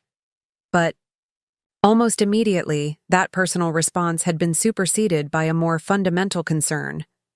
What did this pattern of deception mean for the company we had built together? For the employees whose livelihoods depended on our sound governance? For the legacy James's father had entrusted to us both? That shift, from personal grievance to institutional responsibility, had guided every decision I'd made subsequently. The forensic accounting review, the legal consultation with Gerald, the strategic engagement with key board members, all had been undertaken not as revenge for personal betrayal, but as necessary corrections to governance failures that threatened something larger than my marriage or my pride. Now, as I reviewed expansion plans with directors spread across 4 continents, I realized that the true victory wasn't in exposing James's infidelity, or even in assuming control of the company. It was in preserving and strengthening an institution that provided value to thousands of employees, partners, and communities worldwide. The power shift hadn't been about personal vindication, but about institutional protection. As the meeting concluded and the screens darkened one by one, I turned back to the window, watching as the city lights intensified against the deepening dusk. The Blackwood Empire hadn't been destroyed by James's misconduct or my response to it. It had been recalibrated, strengthened, and positioned for more sustainable growth under more ethical governance. James hadn't lost everything, despite his worst fears that night at the Thanksgiving table. He retained his position as non-executive chairman, his public reputation professionally managed through our careful transition narrative, and his financial security preserved through his continuing ownership stake. Most importantly, he maintained his connection to his daughters, who had demonstrated a mature understanding of the complex human realities behind the corporate restructuring. Olivia hadn't been punished for her role in James's betrayal, instead finding herself in a position that better matched her professional capabilities while providing appropriate distance from the emotional complexities of the New York headquarters. Her child would be welcomed into the Blackwood family with all the advantages and opportunities afforded to any family member, regardless of the circumstances of conception. And I had neither surrendered to betrayal nor succumbed to vindictive destruction. Instead, I had navigated a path that honored both personal dignity and institutional responsibility, revealing truths that needed to be acknowledged while preserving values that deserved to be protected. The perfect revenge, I reflected as I gathered my materials for the next meeting, isn't about destruction at all. It's about restoration, returning things to their proper order, realigning reality with truth, and ensuring that what matters most survives even the most painful betrayals. Sometimes, the most powerful response to deception isn't exposing the lie, but revealing the truth that has been there all along, waiting for the right moment to emerge. The truth that the Blackwood Empire had always been built on more than one person's vision or authority. The truth that governance matters more than titles, that principles outlast personalities, and that legacies are built on foundations stronger than any individual's ambition. As I left the office to meet with the design team for the new Paris property, a project that would now proceed under my direct vision rather than James's reluctant approval, I carried with me not the bitter satisfaction of revenge, but the quiet confidence of restoration. The betrayal that had begun this journey had led not to destruction, but to renewal, of the company, of the family's values, and of my own understanding of power and its proper application. The empire hadn't fallen. It had simply returned to its true foundation, stronger and more authentic than before. And in that transformation lay the most perfect revenge of all. Not the destruction of what had been, but the revelation of what should always have been. The Blackwood legacy would continue, not despite this chapter, but because of it. Built now on truth rather than fiction, on shared vision rather than singular control, on the principles that had always been meant to guide it. Sometimes the most devastating response to betrayal isn't matching deception with destruction, but meeting it with truth, dignity, and the patient revelation of reality that has been there all along, waiting to be acknowledged. Up next, you've got 2 more standout stories right on your screen. If this one hit the mark, you won't want to pass these up. Just click and check them out. And don't forget to subscribe and turn on the notification bell so you don't miss any upload from us.